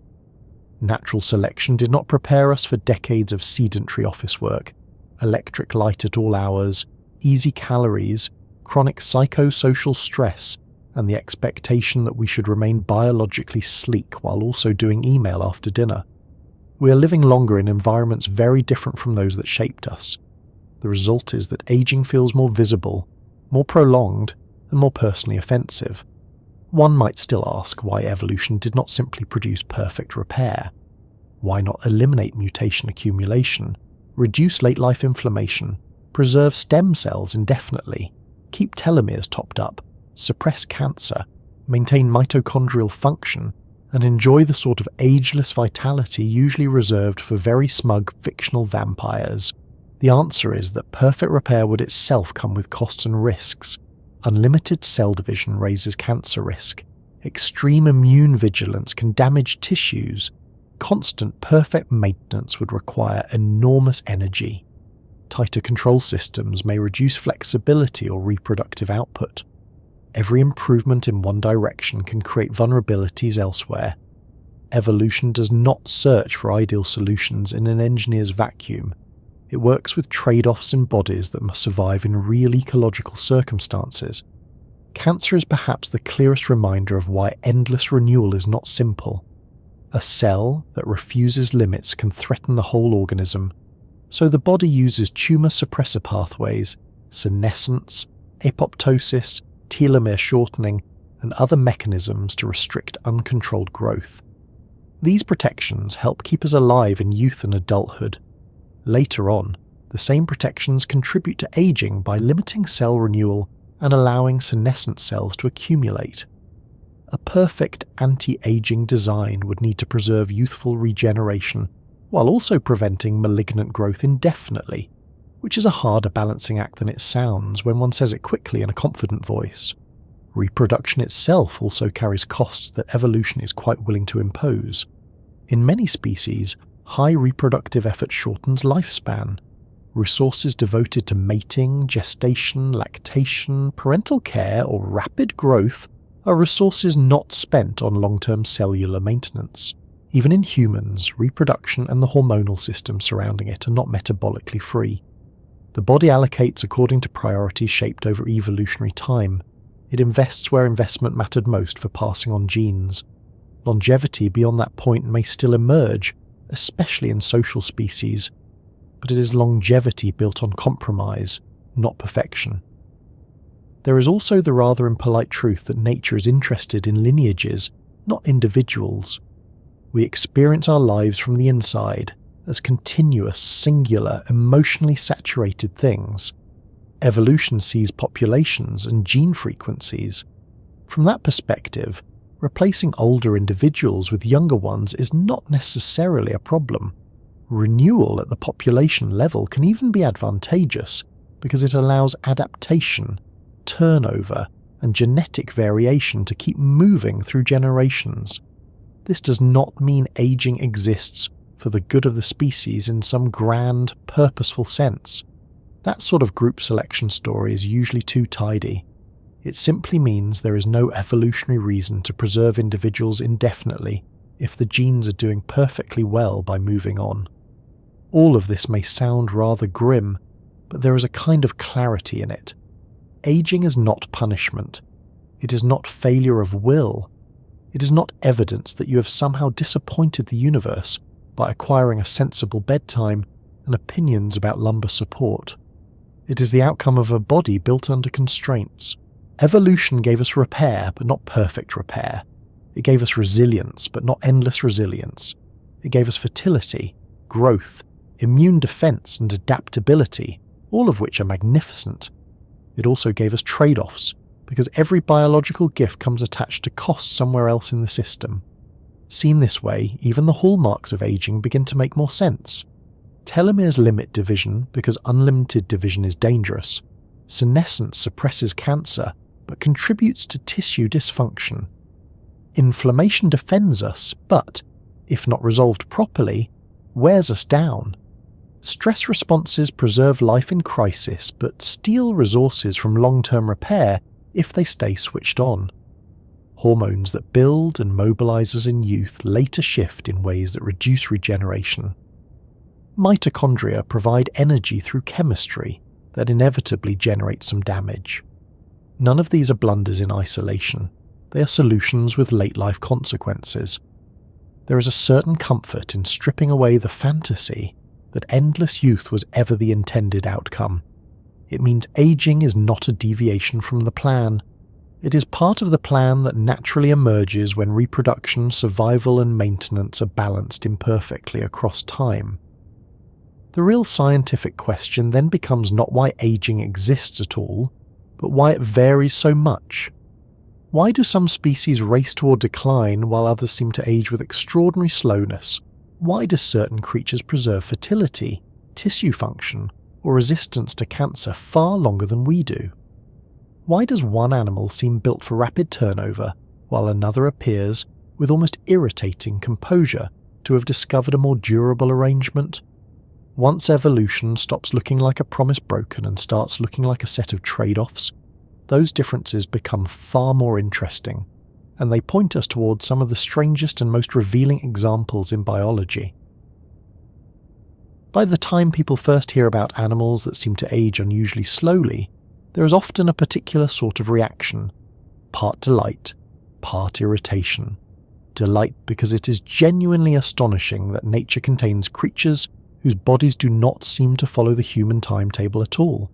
Irritation because the rest of us are out here stretching our necks after sleep and discussing magnesium, while somewhere in the ocean, a clam is spending its 5th century being perfectly unbothered. But these animals matter for a serious reason. They show us that aging is not a single fixed script. It is a biological outcome that can be speeded up, slowed down, softened, delayed, or in some cases made so faint that scientists use the phrase negligible senescence, meaning there is little or no detectable age-related increase in mortality or decline in fertility over the period observed. That does not mean literal immortality. These creatures can still be eaten, infected, injured, frozen, dried out, or otherwise removed from the world in ways biology finds very efficient. It means something subtler and more interesting. The internal deterioration we take for granted is not inevitable in the same form or at the same pace across life. A good place to begin is with Hydra, a tiny freshwater animal that looks less like an immortal wonder and more like something one might discover in a neglected pond and fail to take seriously. Yet Hydra has become one of the classic examples in aging research because careful long-term demographic studies found constant mortality and fertility over age, rather than the familiar rise in death risk seen in most animals. In laboratory conditions, Hydra vulgaris showed no detectable increase in mortality as it aged, which is a remarkable statement to be able to make about any multicellular animal. One reason appears to be its stem cell biology. Hydra maintains continuous self-renewal through multiple stem cell lineages, allowing tissues to be replenished again and again without the usual obvious decline. That does not make it magically beyond biology. Some Hydra species can senesce under certain reproductive conditions, and any Hydra can be killed by the world if the world is in that sort of mood. But as a demonstration that multicellular life need not always show the familiar upward slope of aging, Hydra is wonderfully inconvenient to our assumptions. Turtles and tortoises offer a different kind of a lesson, because they are not obscure little blobs in a dish. They are recognisably vertebrate, recognisably animal, and in some cases recognisably unimpressed by the human rush through life. A large comparative study of 52 turtle and tortoise species in zoos and aquariums found that about 75% showed slow or negligible senescence, and around 80% had aging rates lower than modern humans. That is an extraordinary result.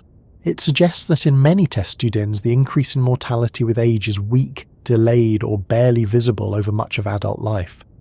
Researchers have pointed to body size, protective traits such as shells, and life history strategy as likely contributors. If a species is well defended from predators and environmental hazards, then selection can favour slower aging because individuals are more likely to survive long enough to benefit from long-term maintenance. That is partly inference, but it is a sensible one, and turtles make it hard to ignore. A creature that spends decades moving about with steady confidence and no obvious interest in urgency does begin to look less like a cliché and more like a working biological strategy. Then there is the naked mole rat, an animal that looks as though evolution designed a sausage and then grew embarrassed halfway through. And yet this odd subterranean rodent has become one of the most famous long-lived mammals in aging research for good reason. Naked mole rats live far longer than similar-sized rodents, often beyond 30 years, and demographic analyses found that their mortality rates did not increase with age in the usual Gompertzian fashion over the period studied. In one influential analysis, naked mole rats showed no detectable increase in age-related mortality risk, even at ages several times beyond what would be expected for a rodent of their size. Earlier work had also noted that they maintain body composition for many years, and that breeding females show no obvious decline in fertility deep into adulthood. They still change biologically, and later studies suggest they do show epigenetic aging, even while their mortality curve remains unusually flat.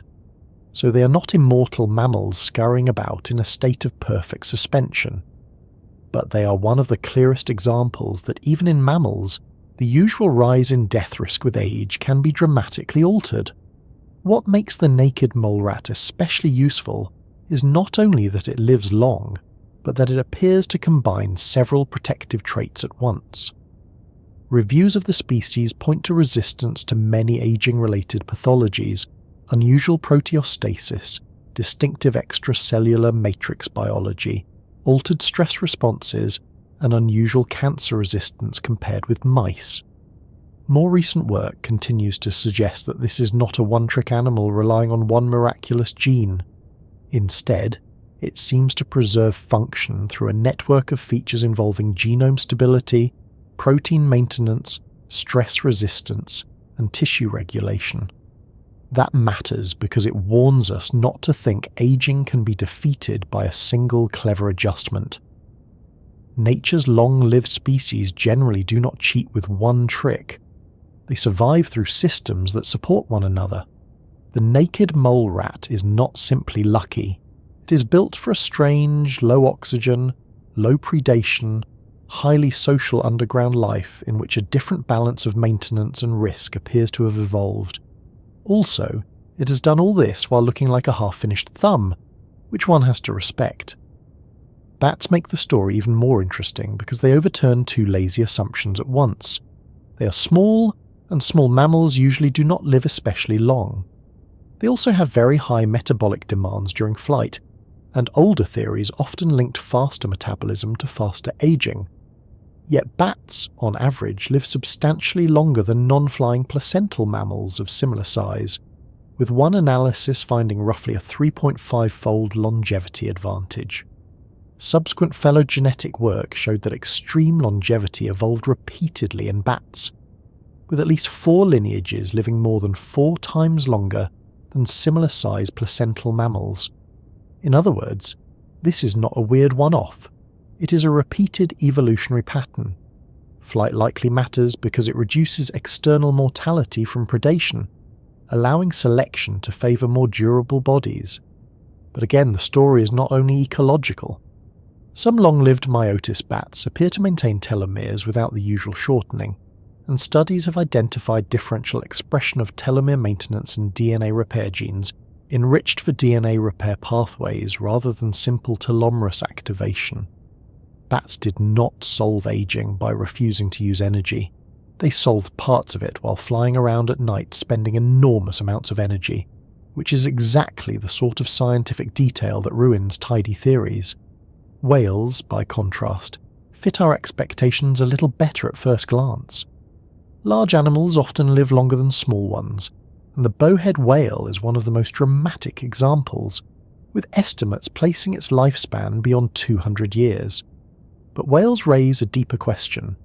A huge animal has vastly more cells than a mouse, and more cells ought, in principle, to mean more opportunities for cancer and failure. Yet species such as the bowhead whale appear to manage remarkable longevity without a corresponding disaster of malignancy.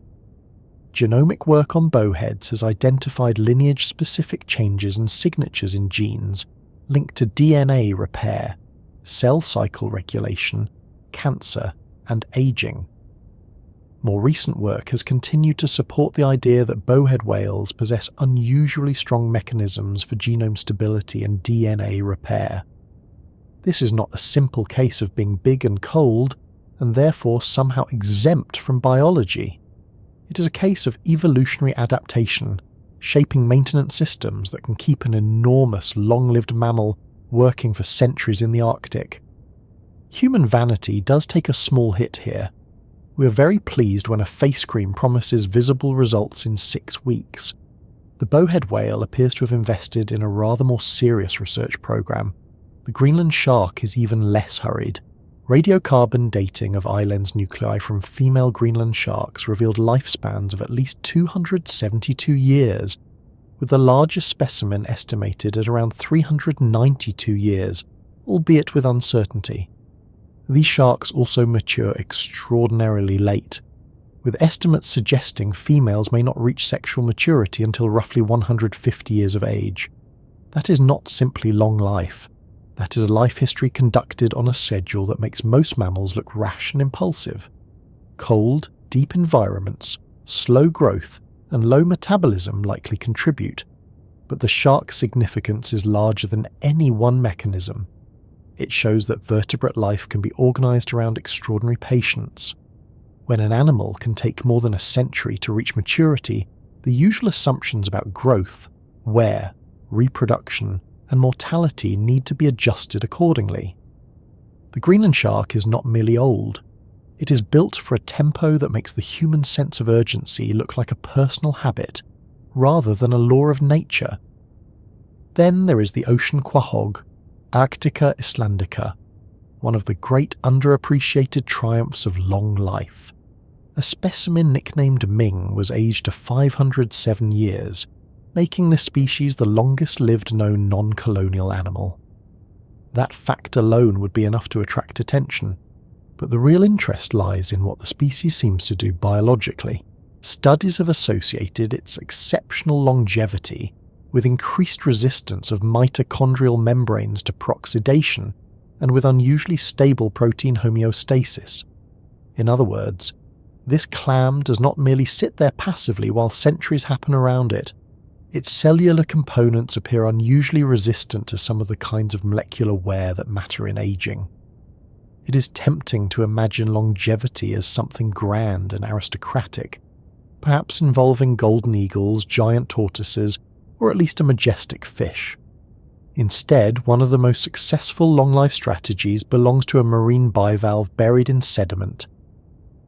Nature is forever reminding us that dignity and effectiveness are only loosely related. Once you step back from the individual curiosities, a set of recurring principles starts to emerge.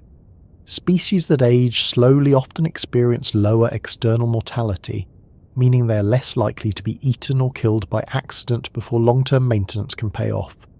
That can happen through shells, flight, large body size, subterranean living, toxic environments for predators, or simply inhabiting cold, stable places where life proceeds very slowly. Long-lived species also tend to show unusually strong maintenance in one or more core systems. DNA repair, proteostasis, stress resistance, mitochondrial stability, stem cell function, or cancer suppression. There is no single formula shared by hydra, tortoises, bats, whales, sharks, and clams, because they are solving the problem of persistence under very different ecological rules. But they do suggest that slow aging emerges when evolution has a reason to value long-term survival, and when the organism can support the maintenance costs required to make that worthwhile.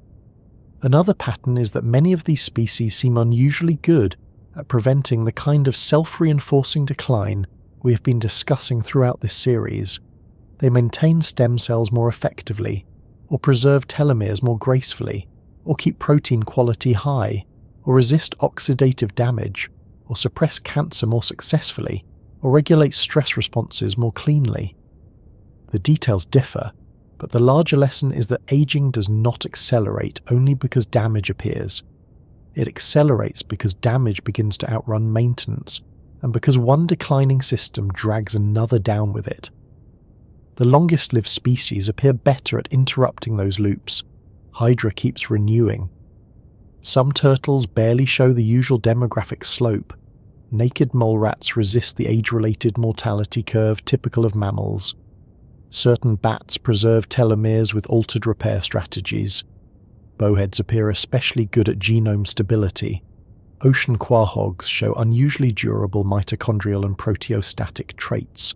These are different answers to the same practical question. How do you keep a living system from becoming noisier, dirtier, and less coordinated over time? It is also worth being careful with the language here, because people understandably here hardly seem to age and start picturing biological immortality, which is nearly always too strong. Even Hydra is not invulnerable. Turtles still die, naked mole rats still die, whales still die, though admittedly on a rather more stately schedule. Negligible senescence means the usual markers of aging are weak or hard to detect, not that death has been abolished. Some species die mainly because of predation, environmental shock, disease, or simple bad luck rather than because their intrinsic mortality rises steeply with age. That distinction matters. A creature can avoid the familiar internal pattern of decline and still be very much mortal.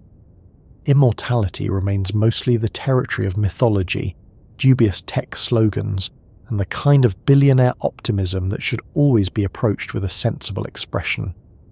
These animals also remind us that aging is not one thing waiting to be switched off. If there were one master aging lever, then one might expect all long-lived species to have discovered the same trick. They have not. Instead, comparative biology keeps pointing to bundles of traits shaped by each species' ecology and history. The bowhead whale solution is not the hydra's solution. The hydra's solution is not the bats. The bats is not the naked mole rats. This is frustrating if one is hoping for a single elegant answer, and deeply encouraging if one is interested in how real biology works.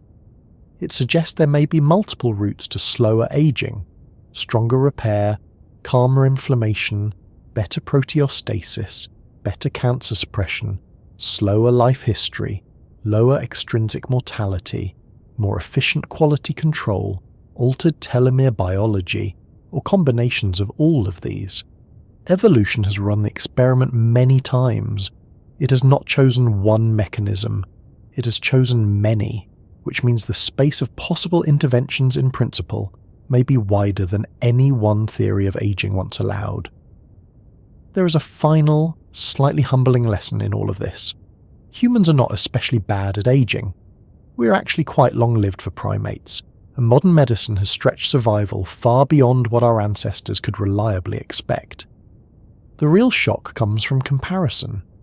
Once you know that a tiny hydra can maintain constant mortality, that many turtles senesce more slowly than humans, that a rodent can go decades without showing the expected rise in death risk, that bats can outlive similar mammals many times over, and that sharks and clams can make centuries seem routine, it becomes harder to treat human aging as some universal biological law.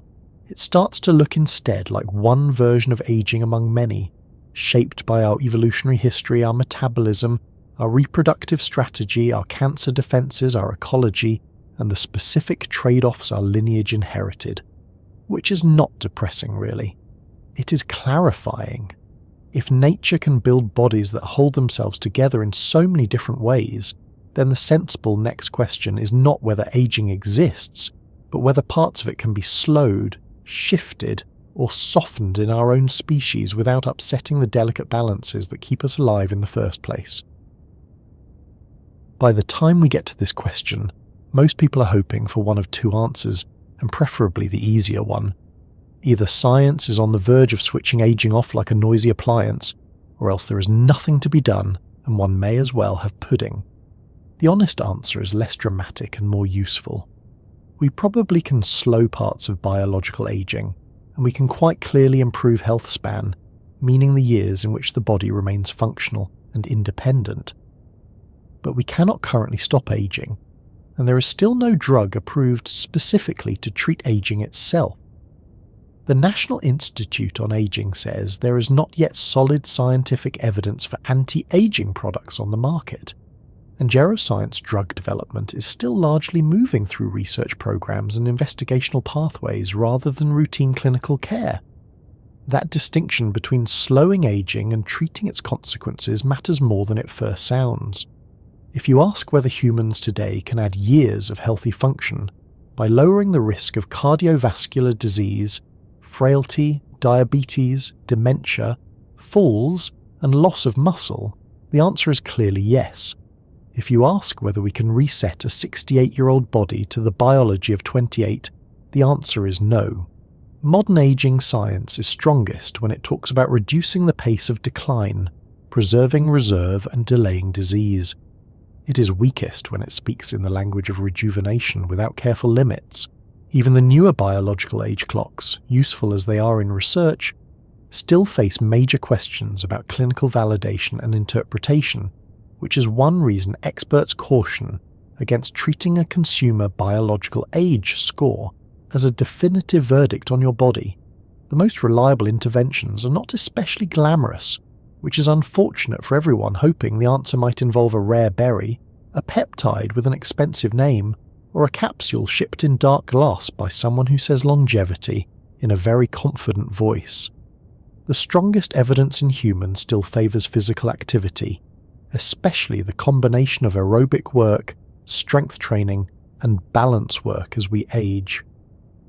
The World Health Organization recommends that adults do at least 150 minutes of moderate intensity activity each week, plus muscle strengthening work on 2 or more days, and older adults are specifically advised to add balance-focused activity when mobility becomes an issue. The NIA makes the same basic point. Physical activity remains one of the most dependable supports for healthy aging, and this is not just guideline language written by people who enjoy pamphlets. Randomized trials have shown that exercise can meaningfully preserve function in older adults. In one classic trial in very old frail adults, progressive resistance training increased muscle strength and muscle size. In another trial in obese older adults, the combination of weight loss and exercise improved physical function more than either approach alone, while aerobic and resistance exercise together were particularly effective for improving frailty-related outcomes. The reason this matters in the context of aging is simple. Muscle, balance, aerobic capacity, and physical reserve are not side issues. They are some of the main things that determine whether extra years are usable years. Sleep is less dramatic, but it is just as central. The CDC notes that adults generally need at least 7 hours of sleep, and routinely sleeping less than that is associated with higher risk of obesity, diabetes, high blood pressure, coronary heart disease, stroke, poor mental health, and all-cause mortality. In practical terms, sleep is one of the body's most regular opportunities to recalibrate stress hormones, support immune function, consolidate memory, and conduct the slow maintenance that makes the next day feel less punishing. Poor sleep does not merely make a person irritable and likely to say unfair things about ordinary lighting. It pushes the body toward the same metabolic and inflammatory patterns that aging research keeps circling back to. Smoking is another point where the science is refreshingly blunt. It accelerates disease, impairs vascular function, worsens inflammation, raises cancer risk, and ages tissues in ways that are visible and invisible. The NIA notes that quitting smoking at any age improves health, and older adults who quit can still gain years of life compared with those who continue. This is one of the clearer examples of how aging can be slowed in the only sense that matters most. You may not erase molecular history, but you can reduce the rate at which further damage is added to the ledger. Much the same is true for blood pressure control, diabetes management, hearing and vision care, and reducing fall risk. These measures may sound ordinary because they are ordinary, but ordinary medicine is often how health span is actually protected. Diet is where people most want one clean answer and most seldom get it. There is no single anti-aging diet with the kind of certainty usually reserved for gravity or taxes, but there is meaningful evidence that long-term energy balance and dietary quality affect biological aging. The calorie randomized trial, one of the most important human studies in this area, found that about 2 years of moderate caloric restriction in healthy adults improved thymic function and altered immunometabolic pathways in ways consistent with healthier aging. A later analysis from the same program found that caloric restriction modestly slowed the pace of aging as measured by the Dunedin-Pace DNA methylation algorithm, though it did not significantly shift several other epigenetic age clocks, and the effect sizes were small.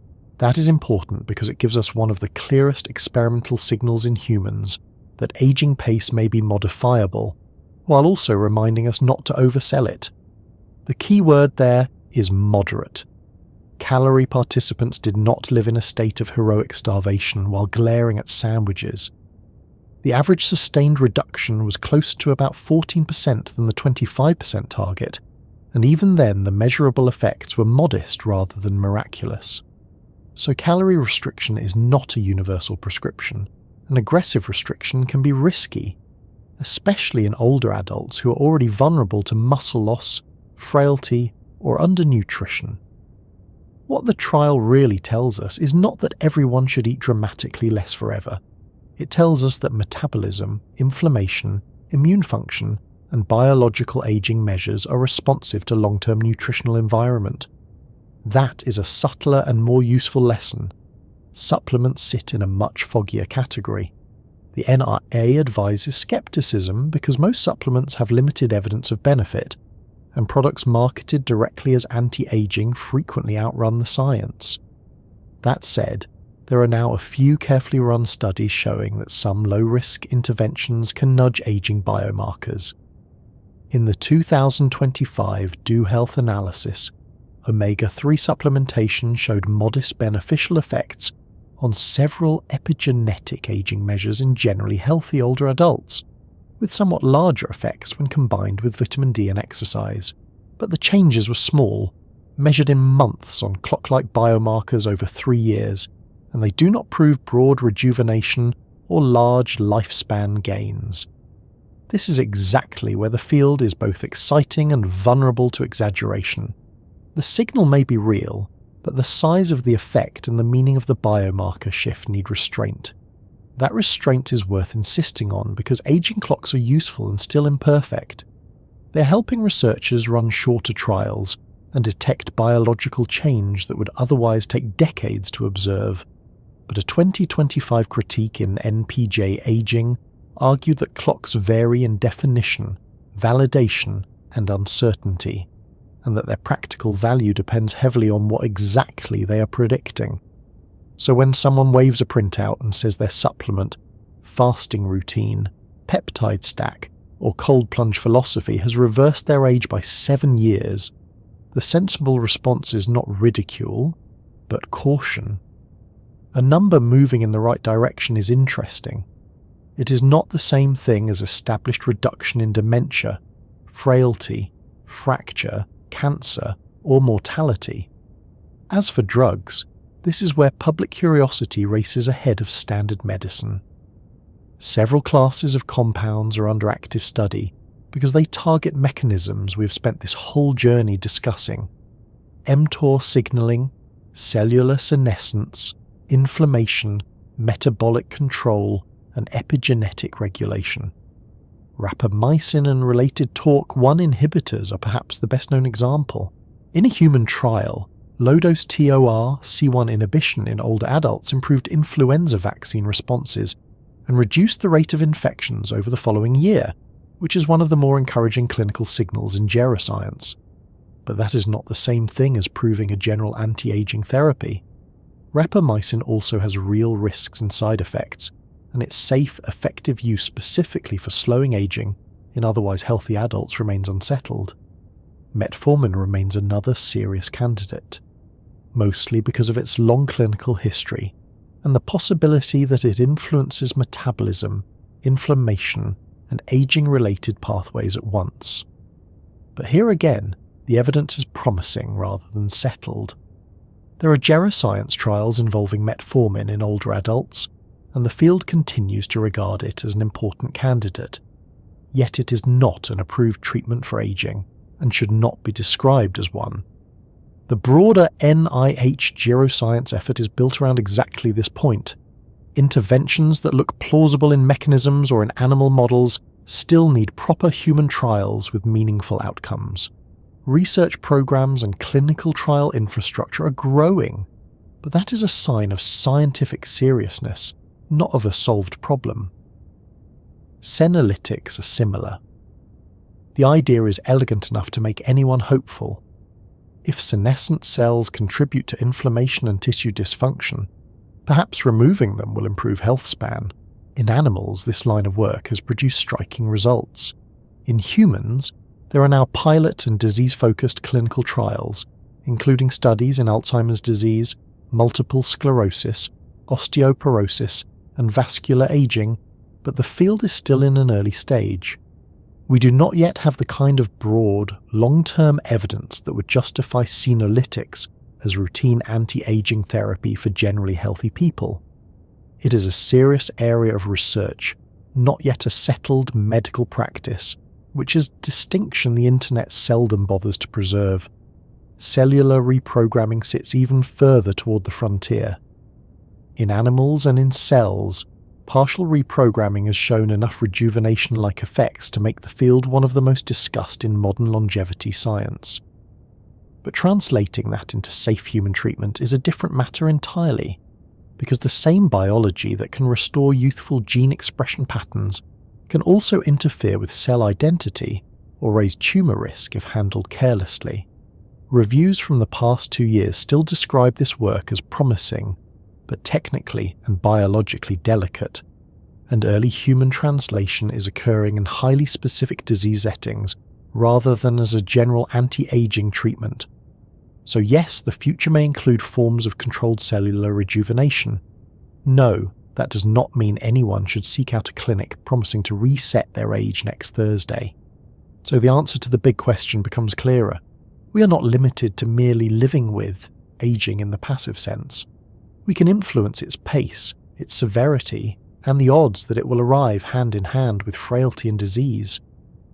But what works best at present is not the fantasy of total reversal. It is the steady reduction of the main forces that push biological systems toward breakdown: inactivity, poor sleep, smoking, metabolic dysfunction, uncontrolled blood pressure, chronic inflammation, social and psychological stress, untreated sensory loss, and unmanaged disease. The NIA's healthy aging guidance repeatedly comes back to these fundamentals because, dull as they may sound compared with biotech slogans, they are where human evidence is strongest.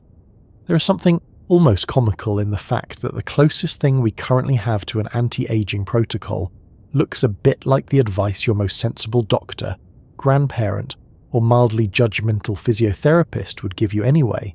Move regularly, lift things, sleep enough, do not smoke, keep your blood pressure and glucose under control, keep your vaccinations up to date, treat hearing loss and vision problems, eat in a way that supports metabolic health rather than constant chaos, protect muscle, avoid long stretches of sedentary life. None of this sounds revolutionary, yet from the point of view of the cell, it is exactly revolutionary because it changes inflammation, mitochondrial function, insulin signaling, vascular integrity, cognitive reserve, and the burden placed on repair systems day after day. And this, in the end, may be the most realistic scientific answer. Aging is not one switch, so slowing it is unlikely to come from one switch either. It will probably come from layers: better prevention, better maintenance, better treatment of age-related diseases, and with time, perhaps a few true gerotherapeutic drugs that can reduce the pace of biological decline across multiple systems at once. That is exactly the direction the field is trying to move in. But the future version of that medicine is still being built, and present-day honesty requires saying so. For now, the best supported strategy is still to widen the body's margin of resilience, while science works on deeper interventions. So can we slow aging?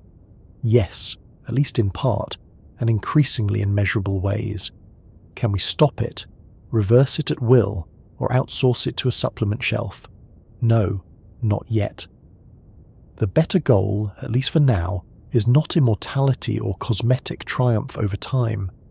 It is to preserve function, delay disease, keep the systems of repair working as long as possible, and give the body fewer reasons to become inflamed, underpowered, unstable, and brittle. That may sound modest beside the grand language of eternal youth, but modesty is often where biology turns out to be most persuasive. The body rarely asks for miracles. More often it asks with exhausting reasonableness for enough sleep, enough movement, enough recovery, and a little less nonsense.